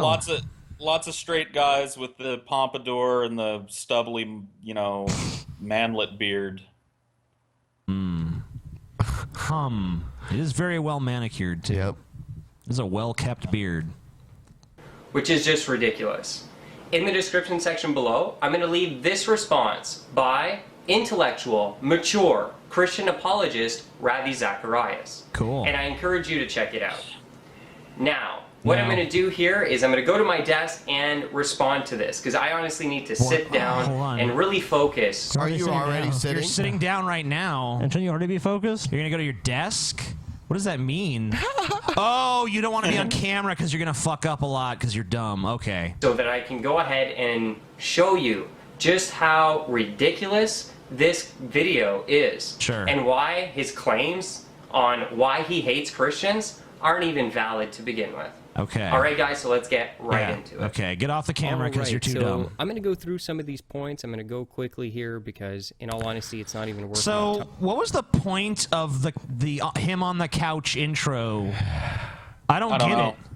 Like, why didn't he just jump right into this?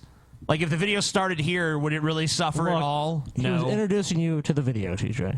I don't He need to doesn't be get to introduced to show the off video. his large collection of, I'm sure, totally intellectual books. You know, well, he kind of does. Look, he's using a picture of himself sitting on the couch, the same couch he was just filming on. time. I got bigger. What a strange and better picture of things to himself do he than to chose. respond to this type of foolishness, but I do want to highlight some arguments You're here responding now. and point out. Why did he choose such a derpy picture of himself? I know. I'm the vigilant Christian. It's like, why wasn't there a more flattering still frame than that? Shit. I know. Is Why that, didn't you- is that Mario's attempt at looking confused, and it just comes out like looking like the stupidest thing I've ever seen a man do? Oh, yeah, man. What the fuck, Mario? You had your choice. You could have. Jesus, never mind. Just let's go. He's Let's so things. vacant. The He's video, so if you vacant. watch I it, don't is just understand nonsense. this. He just jokes from one thing to another. Okay. It's confusing. It's funny. There's no logic behind it, but he just goes from one thing to another, adds comedy in there. So the viewer ends up extremely confused, not knowing what's really... I mean, I can't believe you're fucking putting me in the position of defending Onision, but I guess that's where this fucking night has gone. Like, Onision doesn't include comedy in his videos to confuse people. He includes comedy in his videos hoping to elicit the reaction of laughter because a lot of people enjoy that sort of thing. It's just, you know, I don't personally think Onision's funny, but that's why there's comedy in his videos. Some people do. Yeah, sure. Different tastes, whatever. But that's why. It's not because he's trying to confuse people. And by the way, no one else is confused. Only you're confused. Only you are having trouble following the thread in a fucking Onision video. Some He 11 ain't a to particle 13-year-old physicist. Some 11 to 13-year-old female people do think Onision is funny. So yes, and even they can follow his videos. Amazingly, which apparently is a feat beyond what Vigilant Christian can muster. going on, and somehow by the end of the video is left with the impression that he made a solid argument against why people should hate Christians, and that's just nonsense. It's not actually what he does. So what he does do is twist and attack. Nonsense is one word. That's a good point. Spell check, Mario. Spell check. Nonsense. Things that are kind of like logical fallacies, straw man arguments are presented left and right. He says that he hates Christians or Christ followers who pretend to be adults, and the reason he feels this way is because they tell their children about Santa Claus, the Easter So Bunny. we're not even going to get to see clips of the Onision video. We're just going to hear Mario regurgitate Mario's interpretation, which, you know, given Mario's track record, probably not the best guy to be summarizing what someone else has said or done. Tooth Fairy and stuff like that. But yet, we ourselves as Christians believe in what he believes to be a fairy tale. Now, I do want to point out here that the Easter Bunny, Santa Claus, Fairy, Tooth Fairy, and all that nonsense isn't something that real biblical Christians should be teaching their children. This actually comes from American Christianity, which, if you actually look at the Word of God, doesn't really even line up. Jesus himself gets to decide. They're not teaching their kids that. It's just a cultural event they're participating in. That's all. That's American Christianity, dude. Guidelines I know so many kids that have been just irreparably fucked up because they were lied to about Sandy Claus. Come on, man. Like, nothing fun is okay. You ever notice, like, in like hardline Christian people, like anything fun eventually gets some flack. Man, the Easter Bunny gives us some chocolate on Easter, man. Fuck that. No, not biblical. It's about the resurrection. We should say that he's that it's hypocritical of him to work out because he's just trying to get an adrenaline high, you know, and God doesn't want him to feel that way. Also, I mean, he doesn't need to. He doesn't need to be. Yeah, it's vain. He doesn't need to be spending his time preening in front of a mirror, flexing his biceps. He needs to be out there, fucking clothing the fucking poor and feeding them and shit, and giving away all his earthly possessions like Jesus actually commanded. Authentic follower, and gave us warnings that there are going to be many false Christians, and they're referred to by Jesus himself as wolves in sheep's clothing. The reason that they're in sheep's clothing is they get Christian. It is. No true Christian. There it is, dude. Come on, dude. That's a fallacy. You can't point that out. I'm straw-manning him. You're straw-manning Mario. Stop it. Quit straw-manning Mario. Quit ad-homing Mario. They're Christian, but they're not. And unfortunately, people like Onision and others... I can't think of anyone who fucking says that Santa Claus or the Easter Bunny or the Tooth Fairy is Christian. No one thinks of those things as Christian. I guess Santa Claus because he's Saint Nicholas, but that's like so diluted. Yeah, and the vague. Easter Bunny, I mean, is not a figure in Christianity. It's not part of official Christian doctrine. Like, yeah. Nobody's preaching about Santa Claus. Like Santa Claus to a kid is a big red man that sneaks down the chimney and leaves toys. Like there's nothing Christian about it. What is Santa an anagram? What is Santa an anagram for, dude? Oh shit. Satan. Yeah. And he's red, just like Satan, and he brings earthly temptations, just like Satan. Yep. You think that's a coincidence? Especially the atheists can't comprehend. Yeah, he is gluttonous. That's true. And this, they're not able to distinguish authentic Christianity from the false ones. And oftentimes when you present this to them, this fact, what they do is they try and say that it's a logical fallacy, that you're presenting a no true Scotsman fallacy. Yeah, you are. That's exactly what you're doing. Fuck you guys for correctly pointing out that I'm doing a no true Scotsman fallacy. Fuck you guys. I'm the true Christian. All these other Christians that you guys are arguing against, those are false Christians. So I can't be held accountable for what they've done on any level. Well, then Mario's then making a claim. If he's a true Christian, he needs to provide evidence that he is the true. The evidence is in the Bible, which he follows to the letter, except, he doesn't at all. But that's not his evidence, because if that's his evidence, but there's so many different interpretations, you'd have to prove his interpretation even then is the correct one.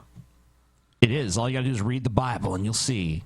That's what he would say. We'll basically go in a circle then. That's what he would say. He'd just say that his interpretation is superior because he follows what the Bible really says. What it really says. Yeah. The true Bible. The true Bible. His true understanding of the true Bible. Okay, of course. Yeah, you guys should not listen. You guys should never listen to anything TJ says because he's a fat, bloated, piece of shit garbage master that has not a thought in his brain.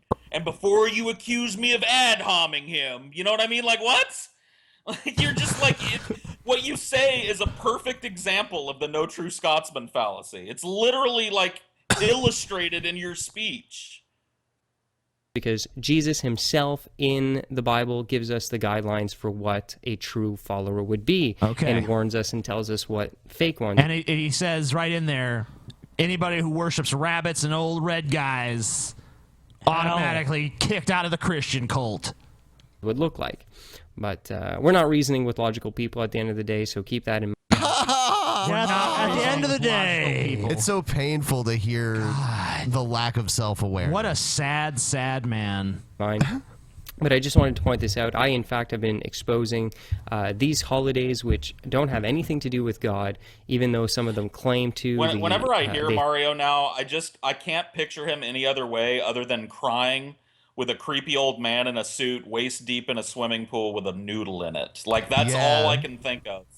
Just floating around in the background. You know, and it just looks like the opening shot to a gay porno, and you're just like, The noodle was getting baptized also. Oh, that's the noodle of God, dude. The holy. Why was that noodle in the pool, Vigilant Christian? That's not godly. There's nothing in the Bible about pool noodles. Have pagan roots, and I've been actually trying to get I wish Christians Mario to would have been stop. wearing a life jacket in that video. That'd have been fucking hilarious. Or like the little like inflatable things that little kids. Yeah, the wear little on their floaties, arms. yeah. Some Little goggles. arm floaties. A snorkel, maybe. All of that. How many says all that? Yeah, big flippers. Someone should remake that. Someone should remake Mario's baptism. Yes. I can't. Don't do it. Please yes, don't do it. Yes, Please do I will it. die. Do it. If someone kill Paul. Kill Paul. But you have to kill Paul. Whoever's playing Mario in the reenactment has to be wearing all the shit that we just said. Yeah. And you have to cry profusely. You have to get a creepy old man too to wear a suit and be in there with you. Yeah, we will play that at the beginning of the show. Yeah, man. For sure. Faux show. Trying to get their children to believe in this nonsense and participate in these human, vain traditions that don't bring God glory in any way. So true Christians should not be doing this stuff to begin with. So his Dude, the argument best quote, best quote of this video, that don't bring God glory. God glory. Glod. Kneel before Glod. Glod. Kneel before Glog. Bring glory to Glog. Glog glory. He hates Christians isn't even valid. Oh my What he God. should have said is why I hate fake pagan type of lukewarm American Christians, not true, authentic Pagan Christ followers American and Christians. disciples. That would have been a better statement for him to make. But No, it wouldn't have. You're a moron. He gets to be the authority on who's like a real Christian, like who's a good Christian. It's like G-Man, he's the arbiter of Christianity. He tells you, oh, this is a real Christian, this is not a real Christian, this is Christian dogma, this is not, this is okay, this is not. Mario just has everything figured out. You could talk to 100 Christians, and each of them will adamantly tell you what it really takes to be a true Christian, and they'll all be fucking Do contradictory. you remember G-Man? He kind of like had a boner for Mario when we brought him on the show. He's like, wow, Vigilant Christian Mario, oh my God. So beautiful. More beautiful than I even imagined. Oh, God, you work out a lot, don't you? Man. He's not knowledgeable enough even on Christianity to understand that. But somehow he feels He's not knowledgeable enough on Christianity to buy into this totally fallacious bullshit I just laid at his feet. Yeah, I mean, once again, I have to defend Onision here. I guess we figured out who's the bigger douchebag between you and Onision, because I'm literally having to take Onision's side. Fuck you, like Vigilant Christian. I mean, like fuck you for everything you've ever done, but fuck you most for making me defend fucking Onision. I refuse to elevate Onision. I just think that this happens to look bad for Mario because it's him making the video. I think if Onision made an anti-Mario video, it would probably be just as dog shit. They're both dog shit. Fuck them both. Yeah, you're right. But I think Mario has proven he's the worst dog shit, because he's making the worst arguments here, at least from what I've seen. I think he just wants the views, Dude, he's the and diarrhea. he knows if he talks about Onision, he'll get views. Of course. And, he has like 20 channels and he just tries to pump out as many videos as he can. That's why all of his other videos for the most part are the same shit.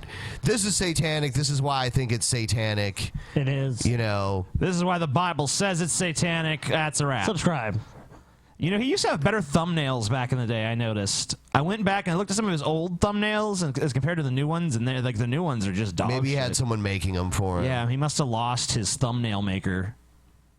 Feels knowledgeable enough to make videos and say that Christianity is ridiculous. But anyways, okay, so the next statement that he makes is he says, let's let our children gamble. You know, he's speaking on the, like, as if he's a Christian, while gambling our entire lives on one religion. Okay, as if that's what we do. I don't know about you, but I have not heard anyone who has a testimony of why they believe in the Christian faith say, you know, well, I just felt like gambling. I put my money on Jesus and, you know, all right. If you guys just ask people that don't believe in your God to do the gambling with your fucking, like, what Pascal's wager. You know? Yep. Wow. And maybe he doesn't believe in, maybe he doesn't go for the whole Pascal's wager thing. But I mean, like, what does it mean? Just because you guys, I mean, it's not really gambling because, I mean, you know, at the end of the day, you're just wasting your lives is what you're really doing. There's no consequence ultimately to believing in Christianity other than wasting your life devoted to some bullshit that doesn't even make any sense. I mean, that's really all you're losing. And I mean, you know, whatever. It seemed like before you found Christianity, all you were doing was yoga, so no great loss for you. I think the yoga is more therapeutic than the Christianity. Yeah, for sure. But I mean, like, you know, all we really lost when the Vigilant Christian converted to Christianity was some, you know, yoga faggot, so who cares? True. I mean, that's all I'm saying. Jesus, it comes up Jesus, you know, like, no, we have real life experiences, revelation from God that bring us to a knowledge of the divine nature of God in our life. All right. Magic knowledge based on nothing. Yeah, the Christian superpower. You have no good evidence. It's kind of like when you're like, man, all on black. Got a feeling about black. My bones. You do that. Yeah. What is the majority religion of the region in the world I live in? Yeah, and sometimes it works out for me, and sometimes it fucking doesn't. No, sometimes it's a fucking disaster. It's just, you know, random fucking chance. That's all it is. So yeah, I think it is just a gamble. But it's not even really a gamble, because, like, at least if you are playing a game in a casino, there's a chance you're going to win. There's not even the slightest chance that your God is real. There's literally no possibility whatsoever unless it's just by sheer fucking coincidence. I mean, the Christian God doesn't even make sense. Even if there is a God, it's not the Christian God. But there probably isn't even a God. So, whatever. So, Scotty, drinking contest. How's this going to go down? Paul. Well, basically, it's me versus Paul. We haven't actually set the rules yet, so we'll need to actually figure out the rules. But I don't know. I say you guys got to take a shot every 10 minutes. Every 10 minutes? What if at the end we're both still standing, sitting, whatever? Then I guess it's a fucking tie. All right. Maybe we should do what we did in the last one and tie it to, like, some fucking Audible trials. Well, no, because it will be a private show, so there won't be nearly as many people watching. It's a private show. Oh, that's right. It's the private show. I forgot. That's why people need to go fucking become a patron so they can see this now. shit. Yes. Patreon.com/DP. You want to see this. Before the end of this month. Yep. If you do it before the end of this month, you can catch the Scotty and Paul drinking contest. Yes. We'll see who's I more feel of a bad man. for Paul because Paul thinks, you know, hey, I got a lot more weight. You know, I have the advantage going into this. I mean, Paul just doesn't know I can drink. I blacked out my entire 20s binge drinking. That was your 20s, man. That was your 20s. That is true. Dude. That is true. I am an aged athlete. Do you still binge a lot and drink a ton though? No, I smoke. There you go. There you go. So I mean, maybe Paul has maybe a slight advantage with his size, but I mean, I think with as much drinking as I've been doing to prepare for this, I just don't know. I've been going like Motley Crue drinking, Paul. I don't know. I mean, maybe you have a chance. Ben asked you to explain how it was going to go down. I'll tell you real quick how it's going to go down. Oh, shit. Oh, sure. Let's hear it. Some drinks are going to go down. Yeah. Scotty is going to go down. End of competition. That's it. That's the way it's going to go. I don't know. Yeah, you'll be really embarrassed when it goes down, Paul. We should do a poll to see who thinks who's Paul's gonna feel real embarrassed. Because you know what? I'm gonna go back and make a clip of all the shit that Paul has talked on me, and just show it to him after I win. And it's like, Paul, how do you feel now? I'm just healing it up, man. Don't like over prepare for this fucking thing. You're going down. You're going down, Paul. I don't want to die on camera. Fuck. You will die. I think I have to take Scotty's side in this whole thing. You think? Yeah, I think so. I mean, I don't know, Paul. I just think you're gonna get to that point. It's just gonna hit you too quick, and you're just gonna have to tap out. Yeah. I think Paul's kind of going over a little bit overconfident right now. Paul is going to get so white girl trashed, he's going to bawl his eyes out in front of thousands of people. Damn. I probably will. That does tend to happen when I drink. Did I cry in front of any of you guys? Nope. No. Never. I Okay. mean, well, Good. you came close when Beyond did? Fear was leaving. You're like, guys, leave me alone. Yeah, I just cried out in front of your house when she left. Yeah. I blubbered like a baby. You have too many emotions. Yeah. I know. I'm sorry. You're like a chick. All right. A woman. So now we're going to do the post show? We're going into the post show. In the post show. Someone make that for us. Or we'll make it ourselves. I don't know. Yeah. All right. Good night, everyone on YouTube. See you on SoundCloud with the post show. Oh, yeah. Yeah. Yeah, we're going to be covering some more material there, so check it out. Oh, yeah. It's going to be sexy. It's going to be sexy.